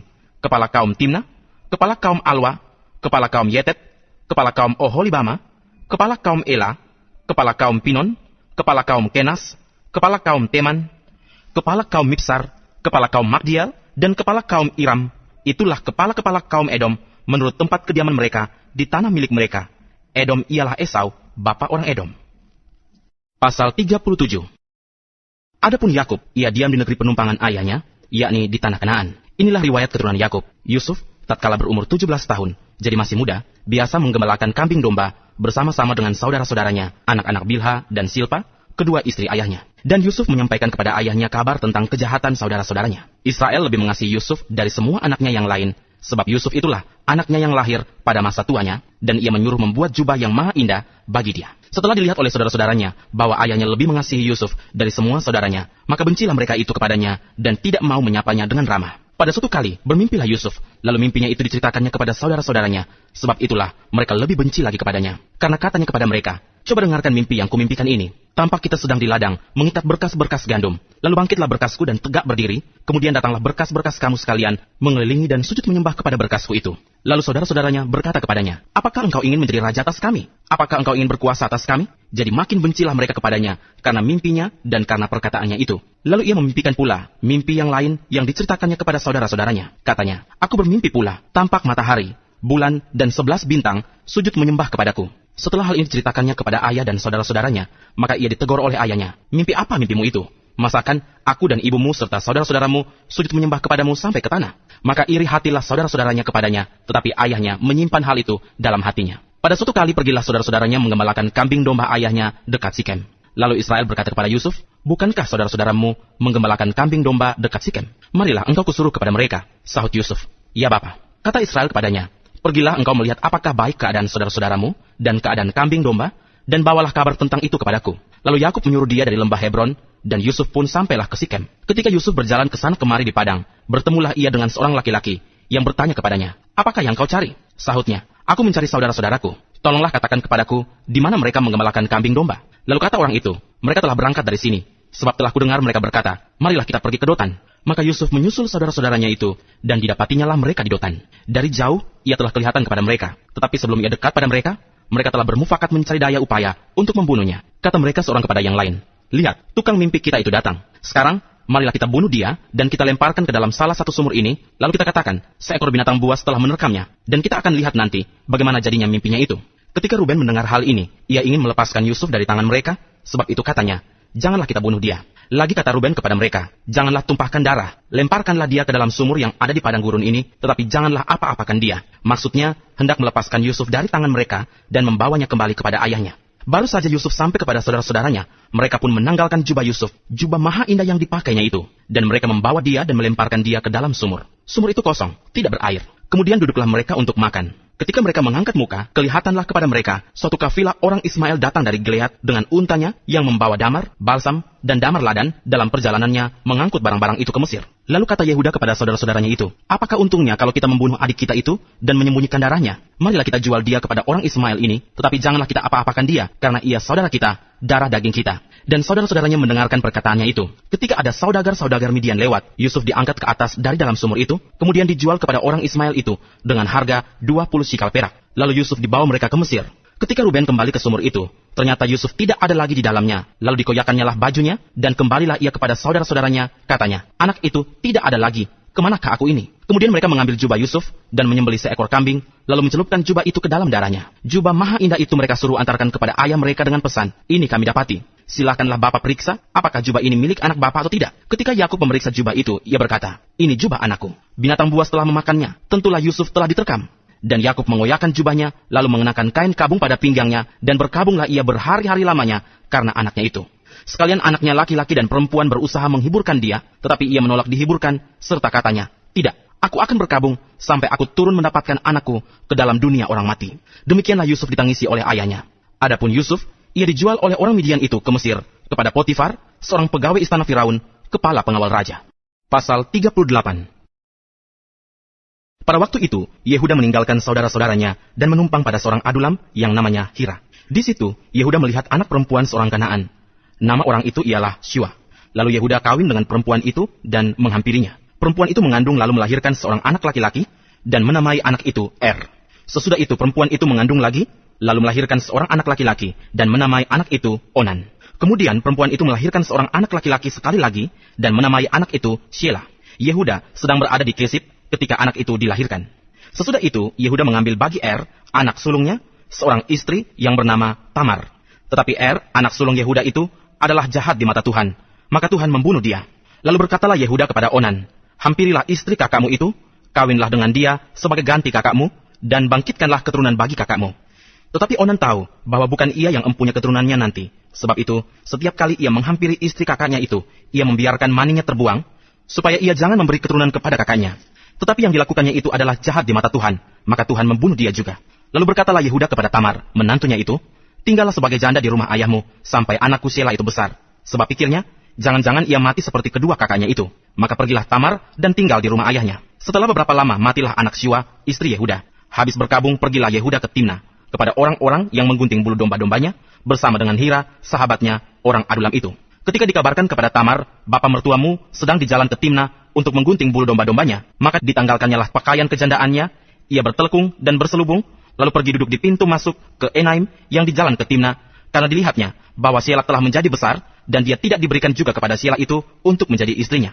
Ketika Yehuda melihat dia, disangkanyalah dia seorang perempuan sundal, karena ia menutupi mukanya. Lalu berpalinglah Yehuda mendapatkan perempuan yang di pinggir jalan itu, serta berkata, marilah, aku mau menghampiri engkau. Sebab ia tidak tahu bahwa perempuan itu menantunya. Tanya perempuan itu, apakah yang akan kau berikan kepadaku jika engkau menghampiri aku? Jawabnya, aku akan mengirimkan kepadamu seekor anak kambing dari kambing dombaku. Kata perempuan itu, asal engkau memberikan tanggungannya sampai engkau mengirimkannya kepadaku. Tanyanya, apakah tanggungan yang harus kuberikan kepadamu? Jawab perempuan itu, cap meteraimu serta kalungmu dan tongkat yang ada di tanganmu itu. Lalu diberikannya lah semuanya itu kepadanya, maka ia menghampirinya. Perempuan itu mengandung daripadanya. Bangunlah perempuan itu, lalu pergi, ditanggalkannya lah telkungnya, dan dikenakannya pula pakaian kejandaannya. Adapun Yehuda, ia mengirimkan anak kambing itu dengan perantaraan sahabatnya, orang adulam itu, untuk mengambil kembali tanggungannya dari tangan perempuan itu. Tetapi perempuan itu tidak dijumpainya lagi. Ia bertanya-tanya di tempat tinggal perempuan itu, di manakah perempuan jalang yang duduk tadinya di pinggir jalan di Enaim itu? Jawab mereka, tidak ada di sini perempuan jalang. Kembalilah ia kepada Yehuda dan berkata, tidak ada kujumpai dia. Dan juga orang-orang di tempat itu berkata, tidak ada perempuan jalang di sini. Lalu berkatalah Yehuda, biarlah barang-barang itu dipegangnya, supaya kita jangan menjadi buah olok-olok orang. Sungguhlah anak kambing itu telah kukirimkan, tetapi engkau tidak menjumpai perempuan itu. Sesudah kira-kira 3 bulan, dikabarkanlah kepada Yehuda, Tamar, menantumu, bersundal, bahkan telah mengandung dari persundalannya itu. Lalu kata Yehuda, bawalah perempuan itu, supaya dibakar. Waktu dibawa, perempuan itu menyuruh orang kepada mertuanya mengatakan, dari laki-laki yang empunya barang-barang inilah, aku mengandung. Juga dikatakannya, periksalah, siapa yang empunya cap meterai, serta kalung dan tongkat ini.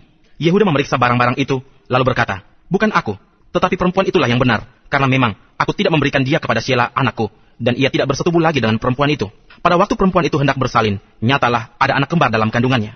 Dan ketika ia bersalin, seorang dari anak itu mengeluarkan tangannya, lalu dipegang oleh bidan, diikatnya dengan benang kirmisi serta berkata, inilah yang lebih dahulu keluar. Ketika anak itu menarik tangannya kembali, keluarlah saudaranya laki-laki, dan bidan itu berkata, alangkah kuatnya engkau menembus keluar, maka anak itu dinamai Peres. Sesudah itu, keluarlah saudaranya laki-laki yang tangannya telah berikat benang kirmisi itu, lalu kepadanya diberi nama Serah. Pasal 39. Adapun Yusuf telah dibawa ke Mesir, dan Potifar, seorang Mesir, pegawai istana Firaun, kepala pengawal raja, membeli dia dari tangan orang Ismail yang telah membawa dia ke situ. Tetapi Tuhan menyertai Yusuf, sehingga ia menjadi seorang yang selalu berhasil dalam pekerjaannya, maka tinggallah ia di rumah tuannya, orang Mesir itu. Setelah dilihat oleh tuannya bahwa Yusuf disertai Tuhan dan bahwa Tuhan membuat berhasil segala sesuatu yang dikerjakannya, maka Yusuf mendapat kasih tuannya dan ia boleh melayani dia. Kepada Yusuf diberikannya kuasa atas rumahnya dan segala miliknya diserahkannya pada kekuasaan Yusuf. Sejak ia memberikan kuasa dalam rumahnya dan atas segala miliknya kepada Yusuf, Tuhan memberkati rumah orang Mesir itu karena Yusuf, sehingga berkat Tuhan ada atas segala miliknya, baik yang di rumah maupun yang di ladang. Segala miliknya diserahkannya pada kekuasaan Yusuf, dan dengan bantuan Yusuf, ia tidak usah lagi mengatur apa-apapun selain dari makanannya sendiri. Adapun Yusuf itu manis sikapnya dan elok parasnya. Selang beberapa waktu, istri tuannya memandang Yusuf dengan birahi, lalu katanya, "Marilah tidur dengan aku." Tetapi Yusuf menolak dan berkata kepada istri tuannya itu, "Dengan bantuanku, tuanku itu tidak lagi mengatur apa yang ada di rumah ini, dan ia telah menyerahkan segala miliknya pada kekuasaanku. Bahkan di rumah ini, ia tidak lebih besar kuasanya daripadaku, dan tiada yang tidak diserahkannya kepadaku selain daripada engkau, sebab engkau istrinya. Bagaimanakah mungkin aku melakukan kejahatan yang besar ini dan berbuat dosa terhadap Allah?"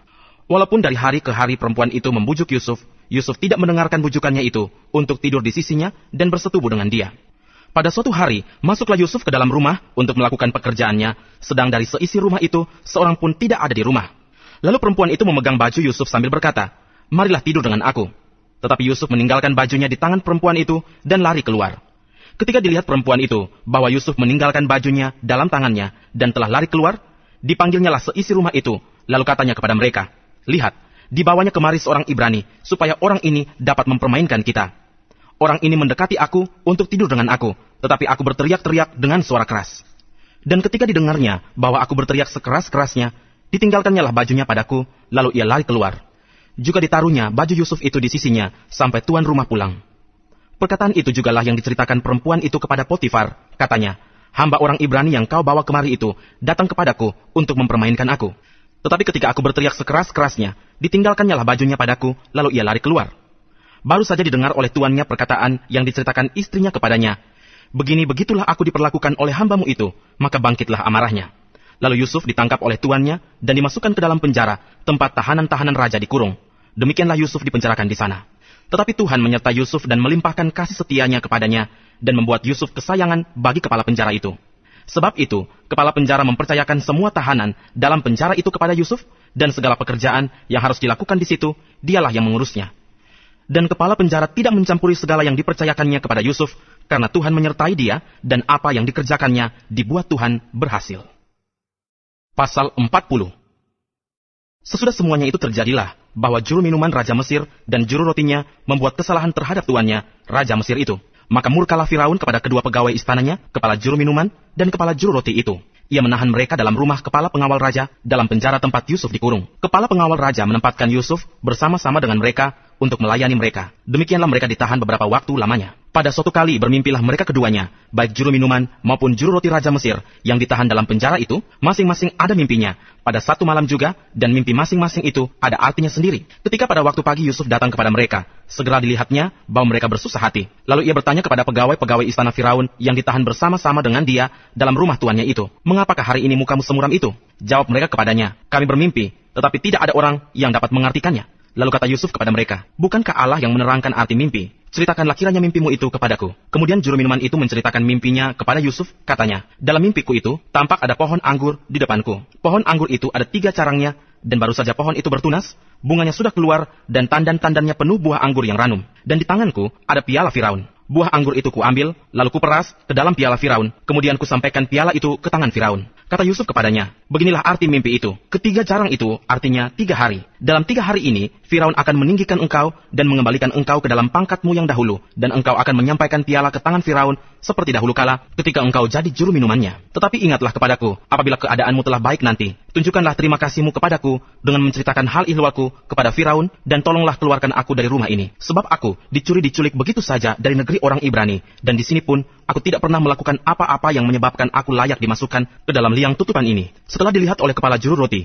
betapa baik arti mimpi itu, berkatalah ia kepadanya, aku pun bermimpi juga. Tampak aku menjunjung 3 bakul berisi penganan. Dalam bakul atas ada berbagai-bagai makanan untuk Firaun, buatan juru roti, tetapi burung-burung memakannya dari dalam bakul yang di atas kepalaku. Yusuf menjawab, beginilah arti mimpi itu. Ketiga bakul itu artinya 3 hari. Dalam 3 hari ini, Firaun akan meninggikan engkau tinggi ke atas dan menggantung engkau pada sebuah tiang, dan burung-burung akan memakan dagingmu dari tubuhmu. Dan terjadilah pada hari ketiga, hari kelahiran Firaun, maka Firaun mengadakan perjamuan untuk semua pegawainya. Ia meninggikan kepala juru minuman dan kepala juru roti itu di tengah-tengah para pegawainya. Kepala juru minuman itu dikembalikannya ke dalam jabatannya, sehingga ia menyampaikan pula piala ke tangan Firaun. Tetapi kepala juru roti itu digantungnya, seperti yang ditakdirkan Yusuf kepada mereka. Tetapi Yusuf tidaklah diingat oleh kepala juru minuman itu, melainkan dilupakannya.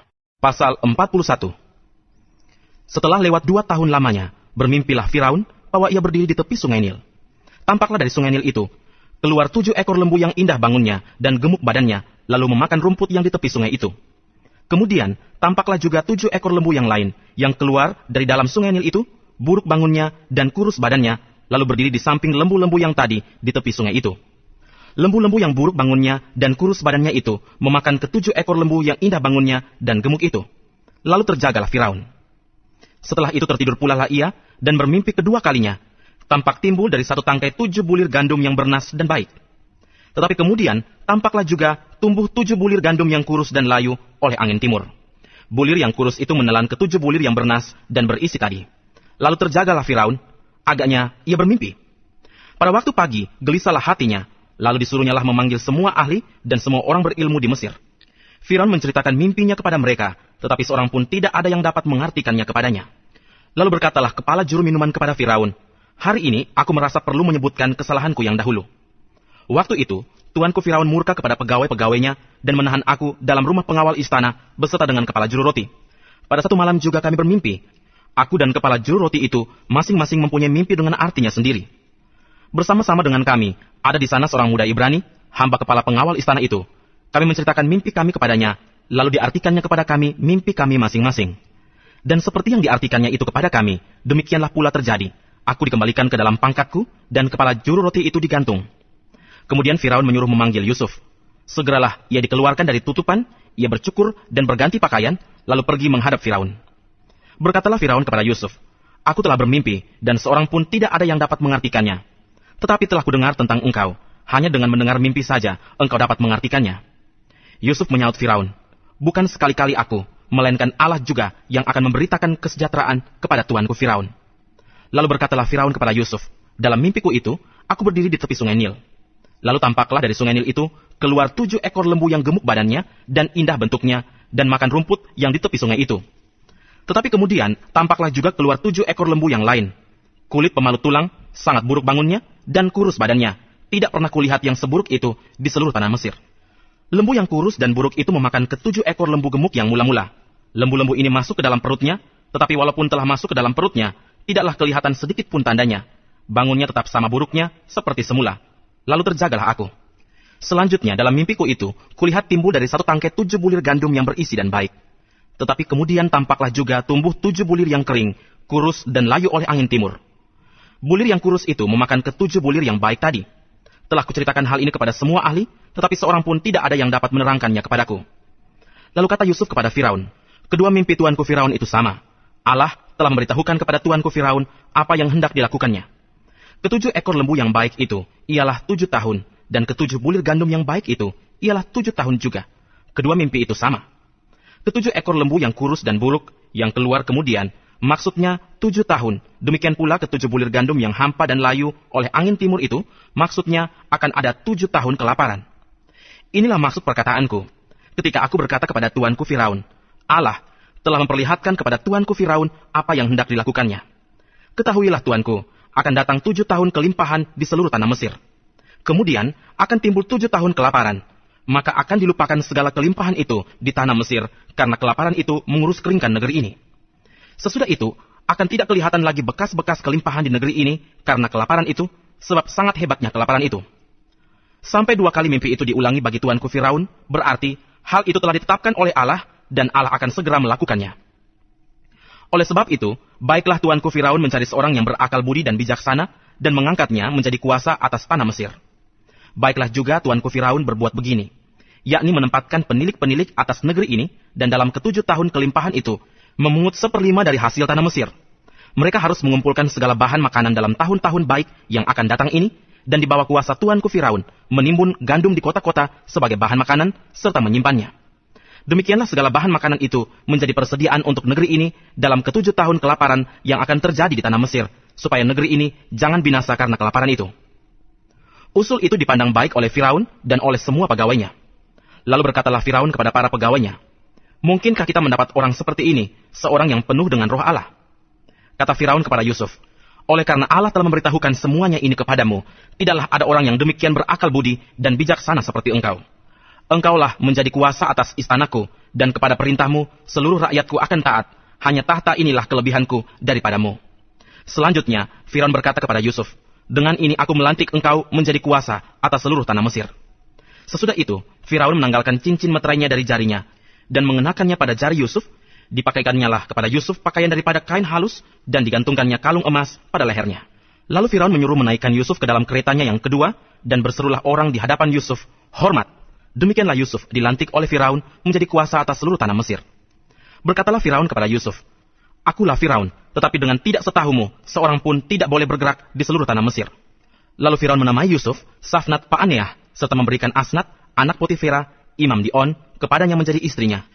Demikianlah Yusuf muncul sebagai kuasa atas seluruh tanah Mesir. Yusuf berumur 30 tahun ketika ia menghadap Firaun, raja Mesir itu. Maka pergilah Yusuf dari depan Firaun, lalu dikelilinginya lah seluruh tanah Mesir. Tanah itu mengeluarkan hasil bertumpuk-tumpuk dalam ke-7 tahun kelimpahan itu. Maka Yusuf mengumpulkan segala bahan makanan ke-7 tahun kelimpahan yang ada di tanah Mesir, lalu disimpannya di kota-kota. Hasil daerah sekitar tiap-tiap kota disimpan di dalam kota itu. Demikianlah Yusuf menimbun gandum seperti pasir di laut, sangat banyak, sehingga orang berhenti menghitungnya karena memang tidak terhitung. Sebelum datang tahun kelaparan itu, lahirlah bagi Yusuf 2 orang anak laki-laki yang dilahirkan oleh Asnat, anak Potifera, imam di On. Yusuf memberi nama Manasye kepada anak sulungnya itu, sebab katanya, "Allah telah membuat aku lupa sama sekali kepada kesukaranku dan kepada rumah bapakku."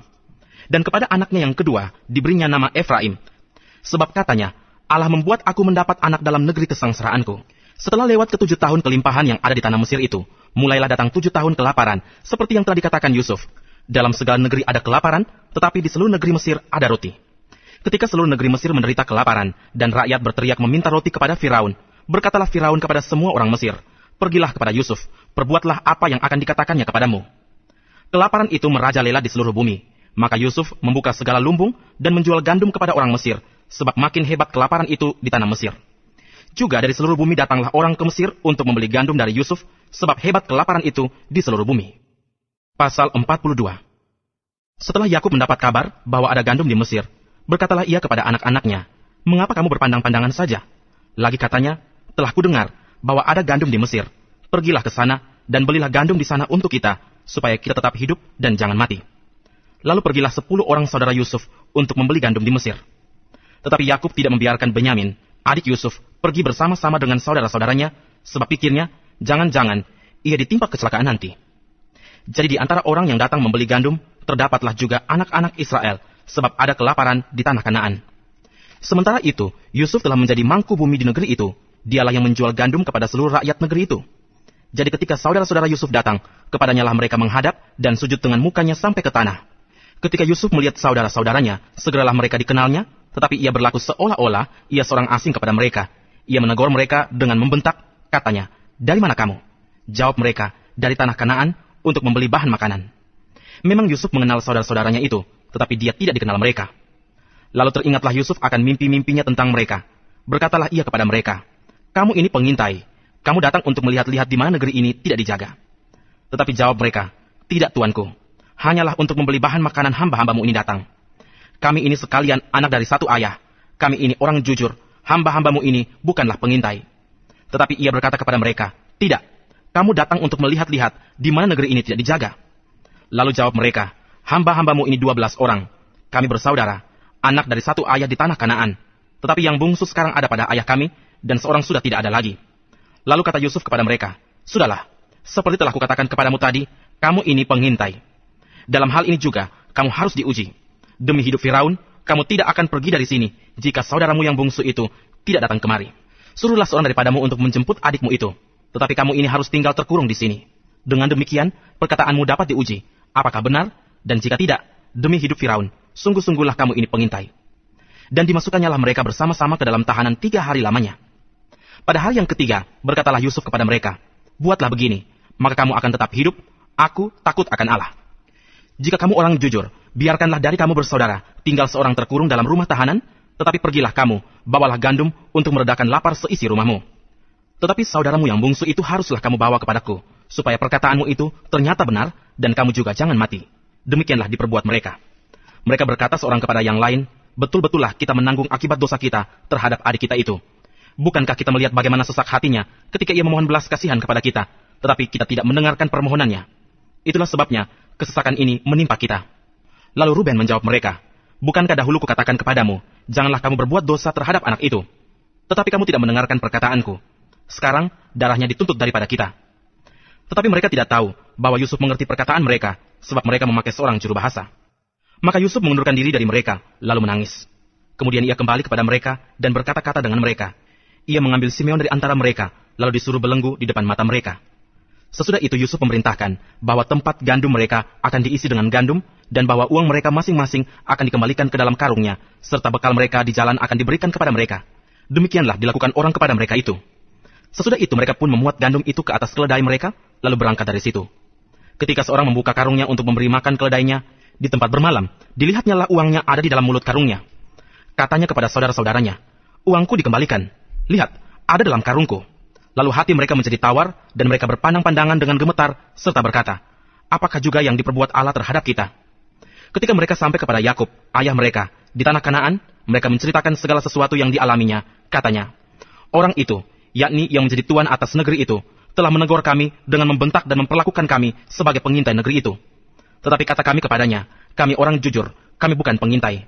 Kami 12 orang bersaudara, anak-anak ayah kami, seorang sudah tidak ada lagi, dan yang bungsu ada sekarang pada ayah kami di tanah Kanaan. Lalu kata orang itu, yakni yang menjadi tuan atas negeri itu, kepada kami, dari hal ini, aku akan tahu, apakah kamu orang jujur. Dari kamu bersaudara, haruslah kamu tinggalkan seorang padaku. Kemudian, bawalah gandum untuk meredakan lapar seisi rumahmu, dan pergilah. Lalu bawalah kepadaku saudaramu yang bungsu itu, maka aku akan tahu bahwa kamu bukan pengintai, tetapi orang jujur. Dan aku akan mengembalikan saudaramu itu kepadamu.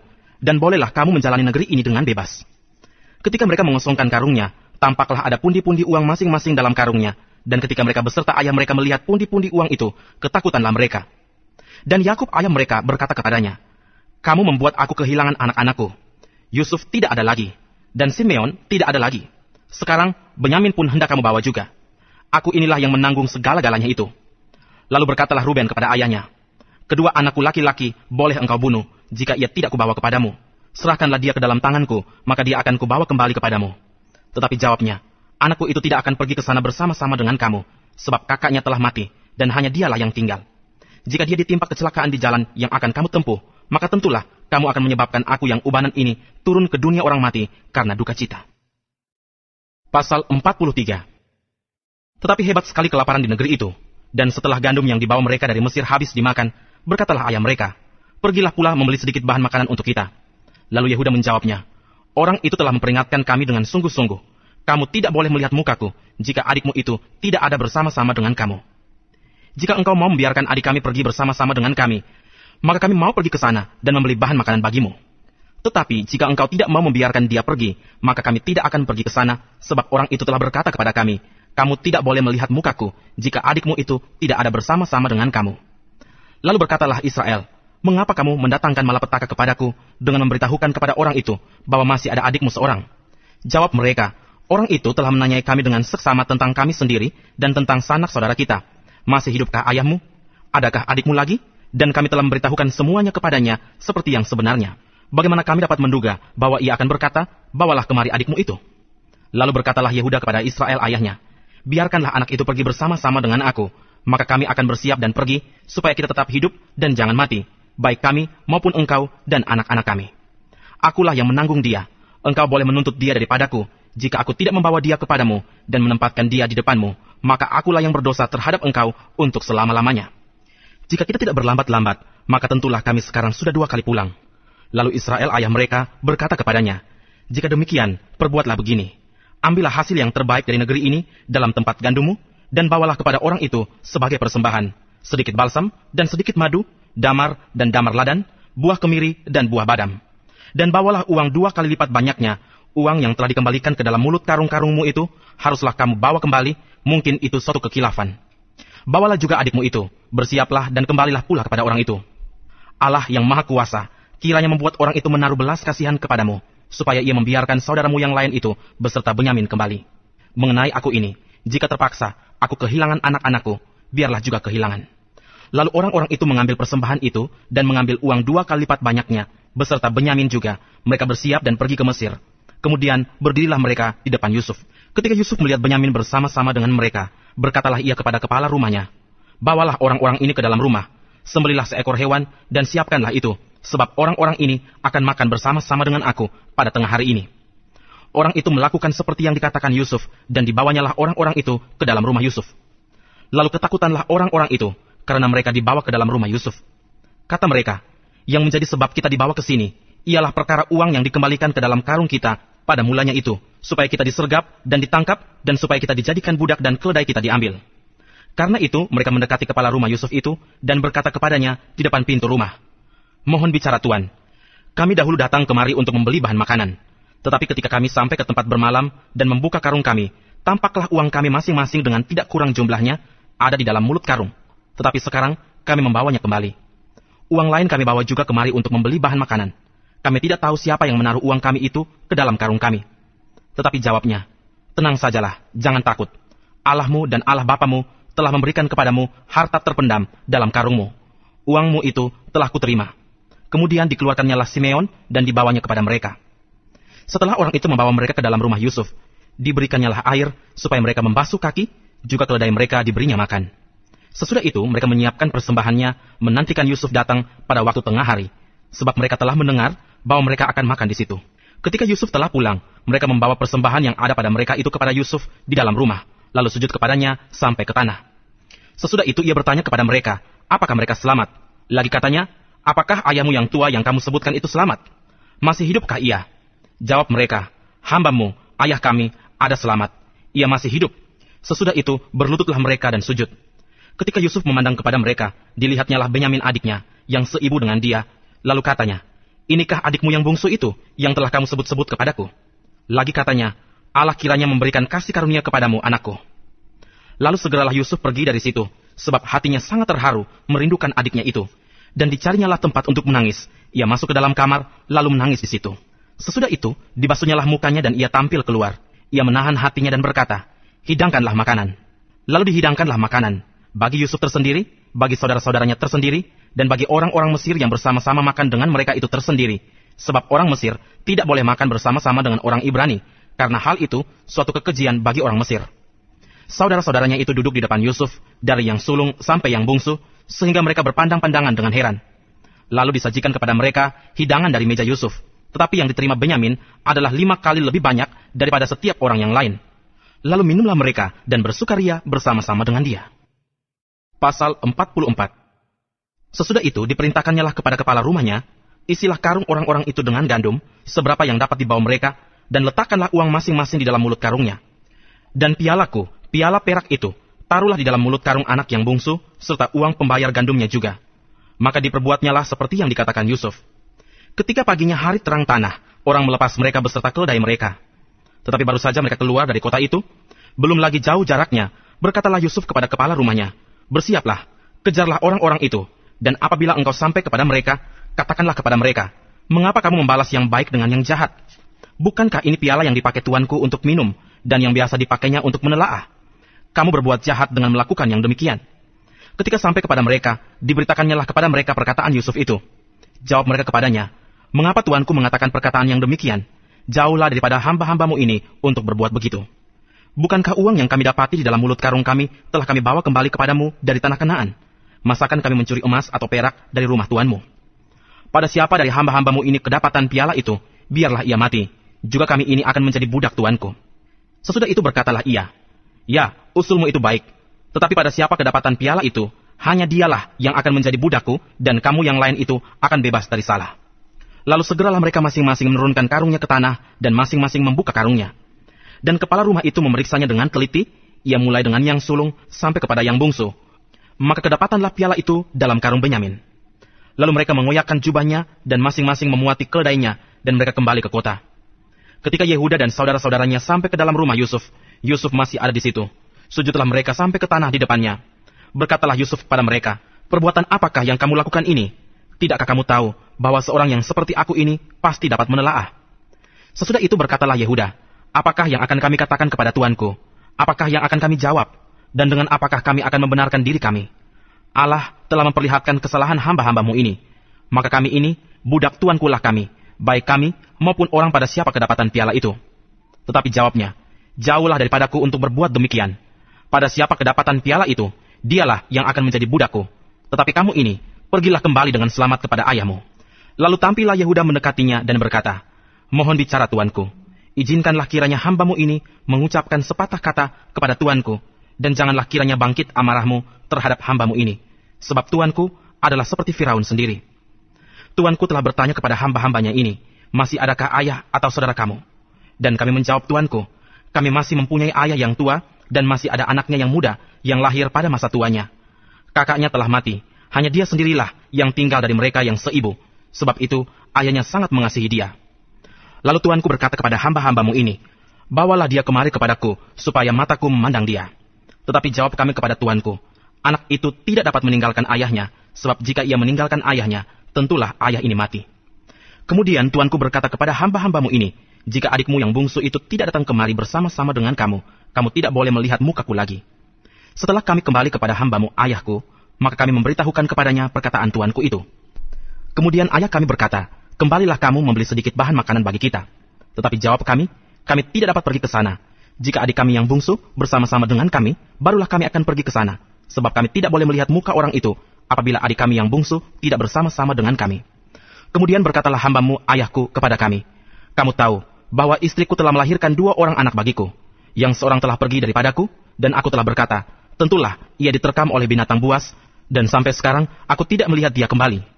Jika anak ini kamu ambil pula daripadaku, dan ia ditimpa kecelakaan, maka tentulah kamu akan menyebabkan aku yang ubanan ini turun ke dunia orang mati karena nasib celaka. Maka sekarang, apabila aku datang kepada hambamu, ayahku, dan tidak ada bersama-sama dengan kami anak itu, padahal ayahku tidak dapat hidup tanpa dia, tentulah akan terjadi, apabila dilihatnya anak itu tidak ada, bahwa ia akan mati, dan hamba-hambamu ini akan menyebabkan hambamu, ayah kami yang ubanan itu, turun ke dunia orang mati karena duka cita. Tetapi hambamu ini telah menanggung anak itu terhadap ayahku dengan perkataan, jika aku tidak membawanya kembali kepada bapa, maka akulah yang berdosa kepada bapa untuk selama-lamanya. Oleh sebab itu, baiklah hambamu ini tinggal menjadi budak tuanku, menggantikan anak itu, dan biarlah anak itu pulang bersama-sama dengan saudara-saudaranya. Sebab masakan aku pulang kepada ayahku, apabila anak itu tidak bersama-sama dengan aku? Aku tidak akan sanggup melihat nasib celaka yang akan menimpa ayahku. Pasal 45. Ketika itu, Yusuf tidak dapat menahan hatinya lagi di depan semua orang yang berdiri di dekatnya, lalu berserulah ia, suruhlah keluar semua orang di sini. Maka tidak ada seorang pun yang tinggal di situ bersama-sama Yusuf ketika ia memperkenalkan dirinya kepada saudara-saudaranya. Setelah itu menangislah ia keras-keras, sehingga kedengaran kepada orang Mesir dan kepada seisi istana Firaun. Dan Yusuf berkata kepada saudara-saudaranya, akulah Yusuf, masih hidupkah Bapa? Tetapi saudara-saudaranya tidak dapat menjawabnya, sebab mereka takut dan gemetar menghadapi dia. Lalu kata Yusuf kepada saudara-saudaranya itu, marilah dekat-dekat. Maka mendekatlah mereka. Katanya lagi, akulah Yusuf, saudaramu, yang kamu jual ke Mesir. Tetapi sekarang, janganlah bersusah hati, dan janganlah menyesali diri, karena kamu menjual aku ke sini, sebab untuk memelihara kehidupanlah, Allah menyuruh aku mendahului kamu. Karena telah 2 tahun ada kelaparan dalam negeri ini, dan selama 5 tahun lagi, orang tidak akan membajak atau menuai. Maka Allah telah menyuruh aku mendahului kamu, untuk menjamin kelanjutan keturunanmu di bumi ini, dan untuk memelihara hidupmu, sehingga sebagian besar daripadamu tertolong. Jadi bukanlah kamu yang menyuruh aku ke sini, tetapi Allah, dialah yang telah menempatkan aku sebagai bapa bagi Firaun dan tuan atas seluruh istananya dan sebagai kuasa atas seluruh tanah Mesir. Segeralah kamu kembali kepada bapa dan katakanlah kepadanya, beginilah kata Yusuf anakmu, Allah telah menempatkan aku sebagai tuan atas seluruh Mesir. Datanglah mendapatkan aku, janganlah tunggu-tunggu. Engkau akan tinggal di tanah Gosyen dan akan dekat kepadaku. Engkau serta anak dan cucumu, kambing domba dan lembu sapimu dan segala milikmu. Di sanalah aku memelihara engkau, sebab kelaparan ini masih ada 5 tahun lagi, supaya engkau jangan jatuh miskin bersama seisi rumahmu dan semua orang yang ikut serta dengan engkau. Dan kamu telah melihat dengan mata sendiri, dan saudaraku Benyamin juga, bahwa mulutku sendiri mengatakannya kepadamu. Sebab itu, ceritakanlah kepada Bapa segala kemuliaanku di negeri Mesir ini, dan segala yang telah kamu lihat, kemudian segeralah bawa Bapa kemari. Lalu dipeluknyalah leher Benyamin, adiknya itu, dan menangislah ia, dan menangis pula lah Benyamin pada bahu Yusuf. Yusuf mencium semua saudaranya itu dengan mesra, dan ia menangis sambil memeluk mereka. Sesudah itu, barulah saudara-saudaranya bercakap-cakap dengan dia. Ketika dalam istana Firaun terdengar kabar bahwa saudara-saudara Yusuf datang, hal itu diterima dengan baik oleh Firaun dan pegawai-pegawainya. Lalu berkatalah Firaun kepada Yusuf, katakanlah kepada saudara-saudaramu, buatlah begini, muatilah binatang-binatangmu, dan pergilah ke tanah Kanaan. Jemputlah ayahmu dan seisi rumahmu, dan datanglah mendapatkan aku. Maka aku akan memberikan kepadamu apa yang paling baik di tanah Mesir, sehingga kamu akan mengecap kesuburan tanah ini. Selanjutnya, engkau mendapat perintah mengatakan kepada mereka, buatlah begini, bawalah kereta dari tanah Mesir untuk anak-anakmu dan istri-istrimu, jemputlah ayahmu dari sana, dan datanglah kemari. Janganlah kamu merasa sayang meninggalkan barang-barangmu, sebab apa yang paling baik di seluruh tanah Mesir ini adalah milikmu. Demikianlah dilakukan oleh anak-anak Israel itu. Yusuf memberikan kereta kepada mereka menurut perintah Firaun, juga diberikan kepada mereka bekal di jalan. Kepada mereka masing-masing diberikannya sepotong pesalin, dan kepada Benyamin diberikannya 300 uang perak dan 5 potong pesalin. Di samping itu kepada ayahnya dikirimkannya 10 ekor keledai jantan, dimuati dengan apa yang paling baik di Mesir, lagi pula 10 ekor keledai betina, dimuati dengan gandum dan roti dan makanan untuk ayahnya dalam perjalanan. Kemudian ia melepas saudara-saudaranya serta berkata kepada mereka, janganlah berbantah-bantah di jalan. Demikianlah mereka pergi dari tanah Mesir dan sampai di tanah Kanaan kepada Yakub, ayah mereka. Mereka menceritakan kepadanya, Yusuf masih hidup, bahkan dialah yang menjadi kuasa atas seluruh tanah Mesir. Tetapi hati Yakub tetap dingin, sebab ia tidak dapat mempercayai mereka. Tetapi ketika mereka menyampaikan kepadanya segala perkataan yang diucapkan Yusuf, dan ketika dilihatnya kereta yang dikirim oleh Yusuf untuk menjemputnya, maka bangkitlah kembali semangat Yakub, ayah mereka itu. Kata Yakub, cukuplah itu, anakku Yusuf masih hidup. Aku mau pergi melihatnya sebelum aku mati. Pasal 46. Jadi berangkatlah Israel dengan segala miliknya, dan ia tiba di Bersyeba, lalu dipersembahkannya korban sembelihan kepada Allah Ishak ayahnya. Berfirmanlah Allah kepada Israel dalam penglihatan waktu malam. Yakub, Yakub, sahutnya, ya Tuhan. Lalu firman-Nya, akulah Allah, Allah ayahmu. Janganlah takut pergi ke Mesir, sebab aku akan membuat engkau menjadi bangsa yang besar di sana. Aku sendiri akan menyertai engkau pergi ke Mesir, dan tentulah aku juga akan membawa engkau kembali. Dan tangan Yusuflah yang akan mengatupkan kelopak matamu nanti. Lalu berangkatlah Yakub dari Bersyeba, dan anak-anak Israel membawa Yakub, ayah mereka, beserta anak dan istri mereka, dan mereka menaiki kereta yang dikirim Firaun untuk menjemputnya. Mereka membawa juga ternaknya dan harta bendanya yang telah diperoleh mereka di tanah Kanaan, lalu tibalah mereka di Mesir, yakni Yakub dan seluruh keturunannya bersama-sama dengan dia. Anak-anak dan cucu-cucunya laki-laki dan perempuan, seluruh keturunannya dibawanyalah ke Mesir. Inilah nama-nama Bani Israel yang datang ke Mesir, yakni Yakub beserta keturunannya. Anak sulung Yakub ialah Ruben. Anak-anak Ruben ialah Henok, Palu, Hesron dan Karmi. Anak-anak Simeon ialah Yemuel, Yamin, Ohad, Yakin, dan Sohar serta Saul, anak seorang perempuan Kanaan. Anak-anak Lewi ialah Gerson, Kehat, dan Merari. Anak-anak Yehuda ialah Er, Onan, Shela, Peres, dan Serah. Tetapi Er dan Onan mati di tanah Kanaan, dan anak-anak Peres ialah Hesron dan Hamul. Anak-anak Isakar ialah Tola, Pua, Ayub, dan Simron. Anak-anak Sebulon ialah Seret, Elon, dan Yahlel. Itulah keturunan Lea yang melahirkan bagi Yakub di Padan Aram, anak-anak laki, serta Dina juga, anaknya yang perempuan. Jadi seluruhnya, laki-laki dan perempuan, berjumlah 33 jiwa. Anak-anak Gad ialah Sifion, Hagi, Syuni, Esbon, Eri, Arodi, dan Areli. Anak-anak Asyir ialah Yimna, Yiswa, Yiswi, dan Beria. Serah ialah saudara perempuan mereka, dan anak-anak Beria ialah Heber dan Malkiel. Itulah keturunan Silpa, yakni hamba perempuan yang telah diberikan Laban kepada Lea, anaknya perempuan, dan yang melahirkan anak-anak bagi Yakub, seluruhnya 16 jiwa. Anak-anak Rahel, istri Yakub, ialah Yusuf dan Benyamin. Bagi Yusuf, lahir Manasye dan Efraim di tanah Mesir, yang dilahirkan baginya oleh Asnat, anak perempuan Potifera, imam di On. Anak-anak Benyamin ialah Bela, Beker, Asbel, Gera, Naaman, Ehi, Ros, Mupim, Hupim, dan Aret. Itulah keturunan Rahel yang telah lahir bagi Yakub, seluruhnya berjumlah 14 jiwa. Anak Dan ialah Husim, anak-anak Naftali ialah Yahzal, Guni, Yeser, dan Shilem. Itulah keturunan Bilha, yakni hamba perempuan yang diberikan Laban kepada Rahel, anaknya yang perempuan, dan yang melahirkan anak-anak itu bagi Yakub. Seluruhnya berjumlah 7 jiwa. Semua orang yang tiba di Mesir bersama-sama dengan Yakub, yakni anak-anak kandungnya, dengan tidak terhitung istri anak-anaknya, seluruhnya berjumlah 66 jiwa. Anak-anak Yusuf yang lahir baginya di Mesir ada 2 orang. Jadi keluarga Yakub yang tiba di Mesir seluruhnya berjumlah 70 jiwa. Yakub menyuruh Yehuda berjalan lebih dahulu mendapatkan Yusuf, supaya Yusuf datang ke Goshen menemui ayahnya.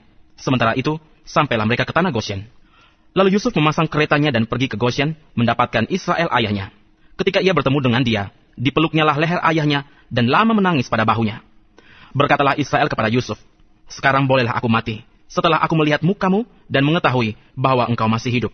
Kemudian berkatalah Yusuf kepada saudara-saudaranya dan kepada keluarga ayahnya itu, "Aku mau menghadap Firaun dan memberitahukan kepadanya, saudara-saudaraku dan keluarga ayahku yang tinggal di tanah Kanaan telah datang kepadaku.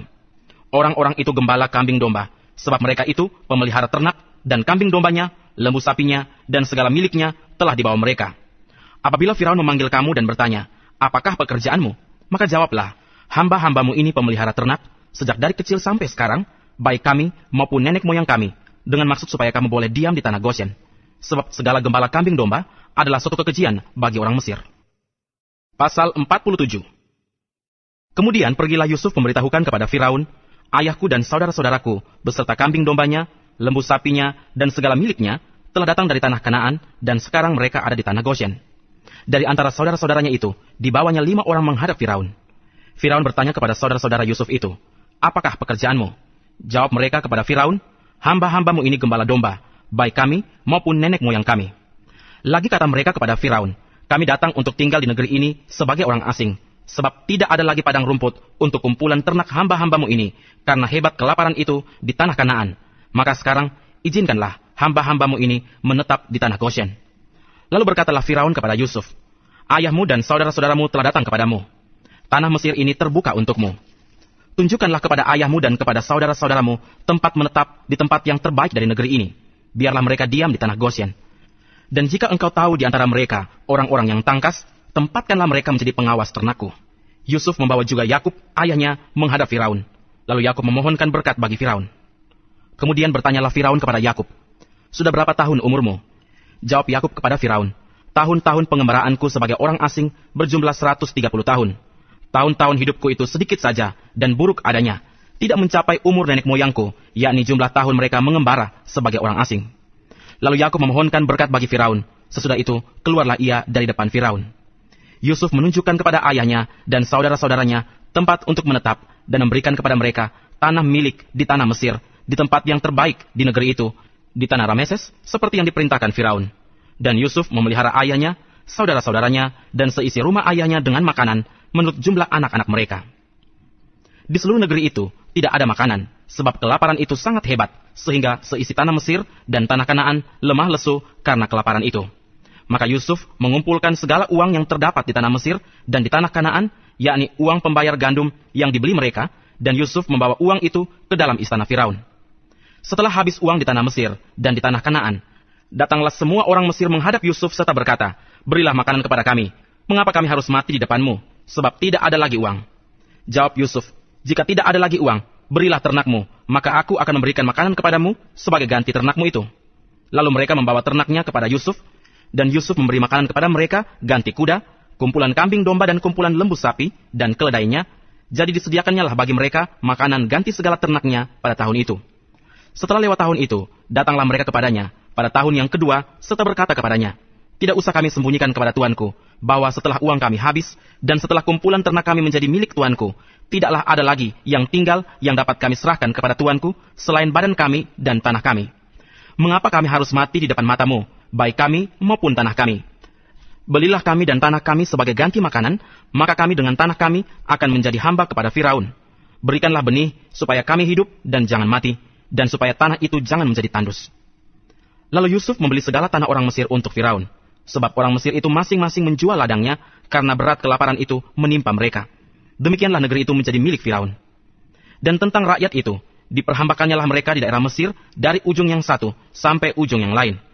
Hanya tanah para imam tidak dibelinya, sebab para imam mendapat tunjangan tetap dari Firaun, dan mereka hidup dari tunjangan itu. Itulah sebabnya mereka tidak menjual tanahnya.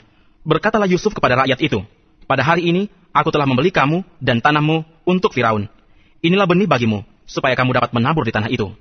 Mengenai hasilnya, kamu harus berikan 1/5 bagian kepada Firaun, dan yang 4 bagian lagi, itulah menjadi benih untuk ladangmu dan menjadi makanan kamu dan mereka yang ada di rumahmu dan menjadi makanan anak-anakmu."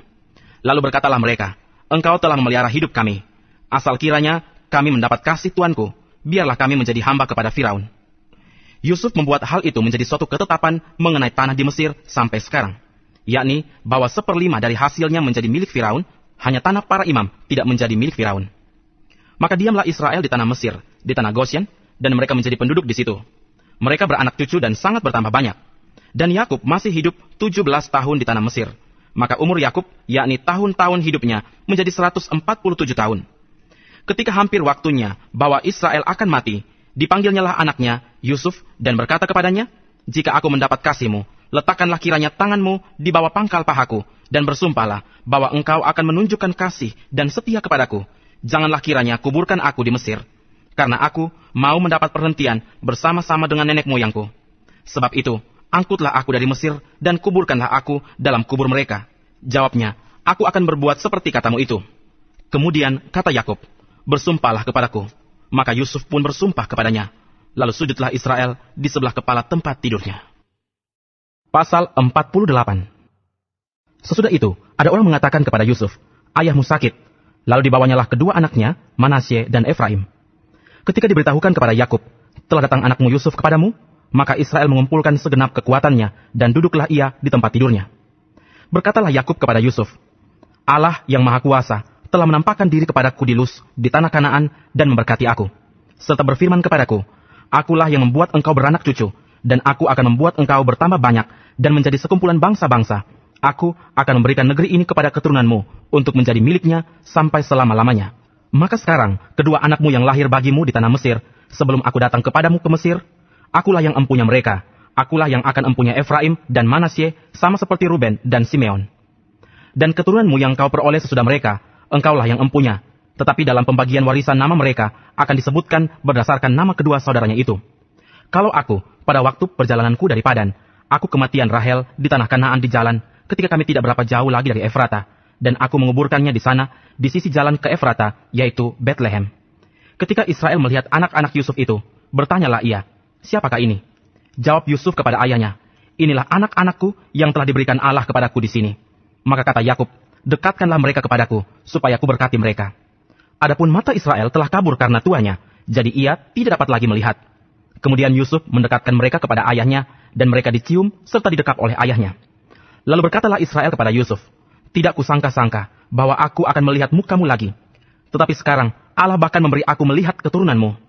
Lalu Yusuf menarik mereka dari antara lutut ayahnya, dan ia sujud dengan mukanya sampai ke tanah. Setelah itu, Yusuf memegang mereka keduanya, dengan tangan kanan dipegangnya Efraim, yaitu di sebelah kiri Israel, dan dengan tangan kiri Manasye, yaitu di sebelah kanan Israel, lalu didekatkannya mereka kepadanya. Tetapi Israel mengulurkan tangan kanannya dan meletakkannya di atas kepala Efraim, walaupun ia yang bungsu, dan tangan kirinya di atas kepala Manasye, jadi tangannya bersilang, walaupun Manasye yang sulung. Sesudah itu diberkatinyalah Yusuf, katanya, 'Nenekku dan ayahku, Abraham dan Ishak, telah hidup di hadapan Allah.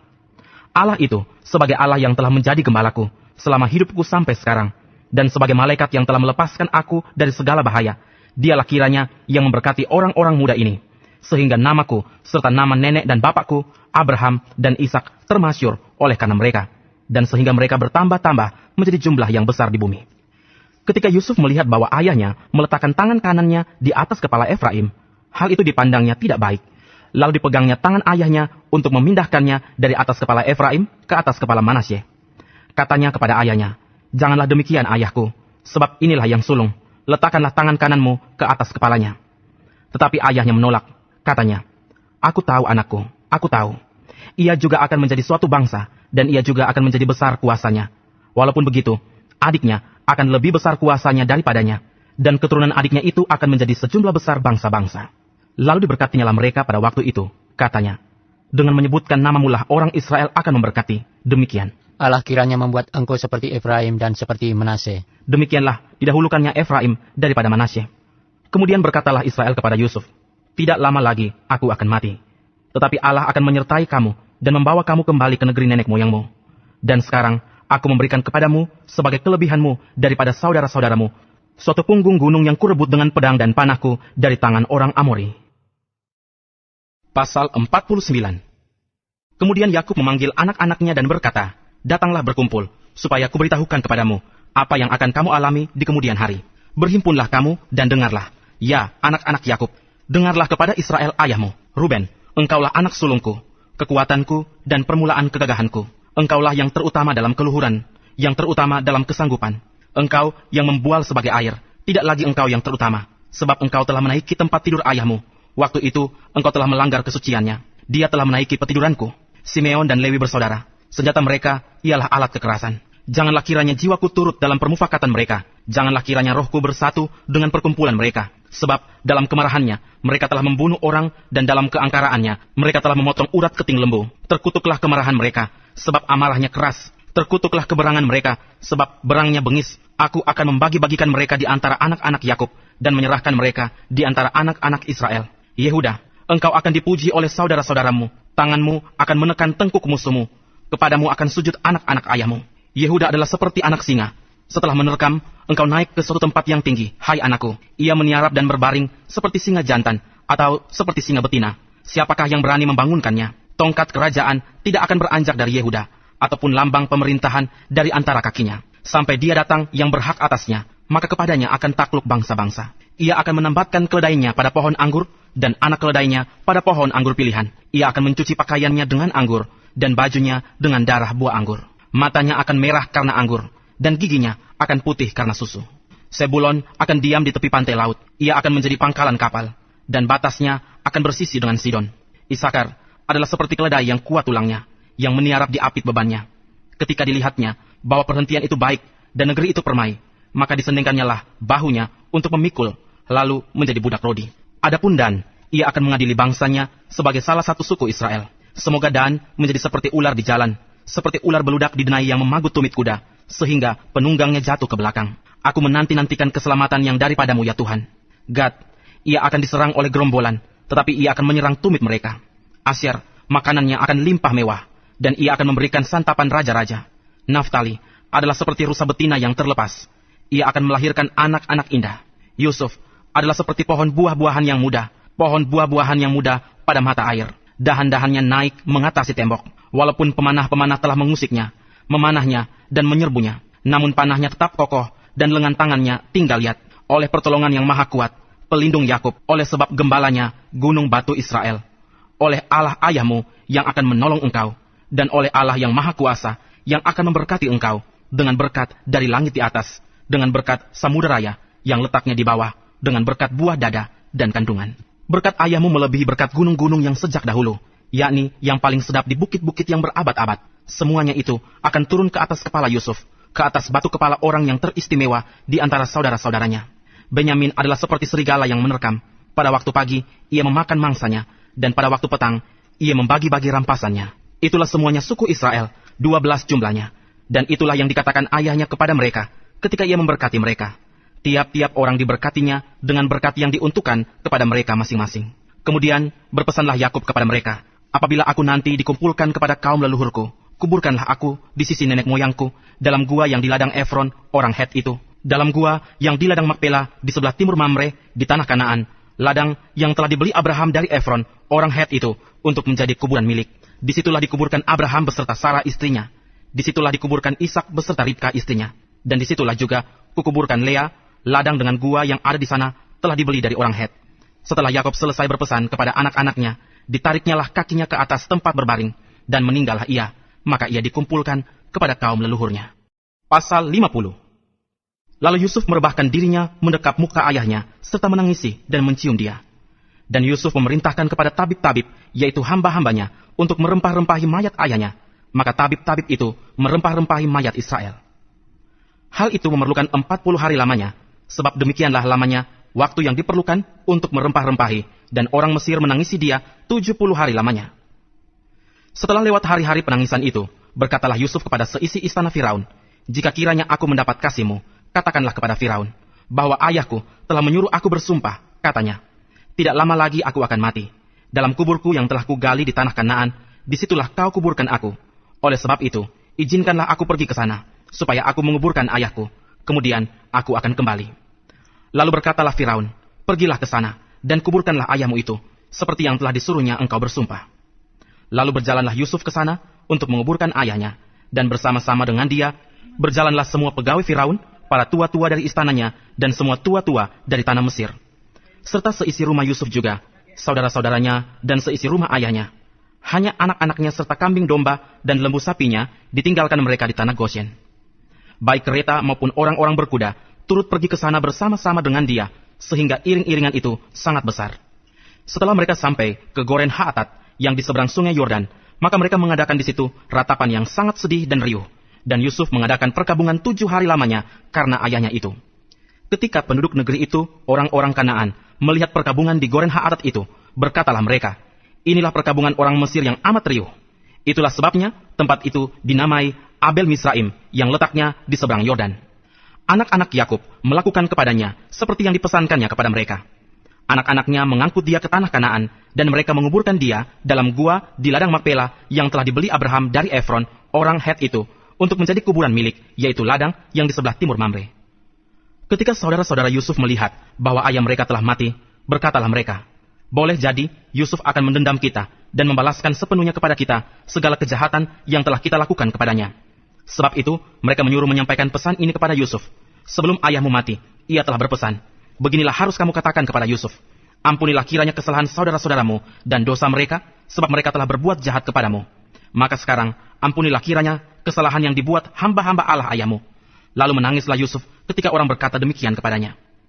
Juga saudara-saudaranya datang sendiri dan sujud di depannya, serta berkata, 'Kami datang untuk menjadi budakmu.' Tetapi Yusuf berkata kepada mereka, 'Janganlah takut, sebab aku inikah pengganti Allah? Memang kamu telah mereka-rekakan yang jahat terhadap aku, tetapi Allah telah mereka-rekakannya untuk kebaikan, dengan maksud melakukan seperti yang terjadi sekarang ini, yakni memelihara hidup suatu bangsa yang besar. Jadi janganlah takut, aku akan menanggung makanmu dan makan anak-anakmu juga.' Demikianlah ia menghiburkan mereka dan menenangkan hati mereka dengan perkataannya. Adapun Yusuf, ia tetap tinggal di Mesir beserta kaum keluarganya, dan Yusuf hidup 110 tahun. Jadi Yusuf sempat melihat anak cucu Efraim sampai keturunan yang ketiga. Juga anak-anak Makhir, anak Manasye, lahir di pangkuan Yusuf. Berkatalah Yusuf kepada saudara-saudaranya, 'Tidak lama lagi aku akan mati. Tentu Allah akan memperhatikan kamu dan membawa kamu keluar dari negeri ini ke negeri yang telah dijanjikannya dengan sumpah kepada Abraham, Ishak, dan Yakub.' Lalu Yusuf menyuruh anak-anak Israel bersumpah, katanya, 'Tentu Allah akan memperhatikan kamu. Pada waktu itu, kamu harus membawa tulang-tulangku dari sini.' Kemudian matilah Yusuf berumur 110 tahun. Mayatnya dirempah-rempahi dan ditaruh dalam peti mati di Mesir.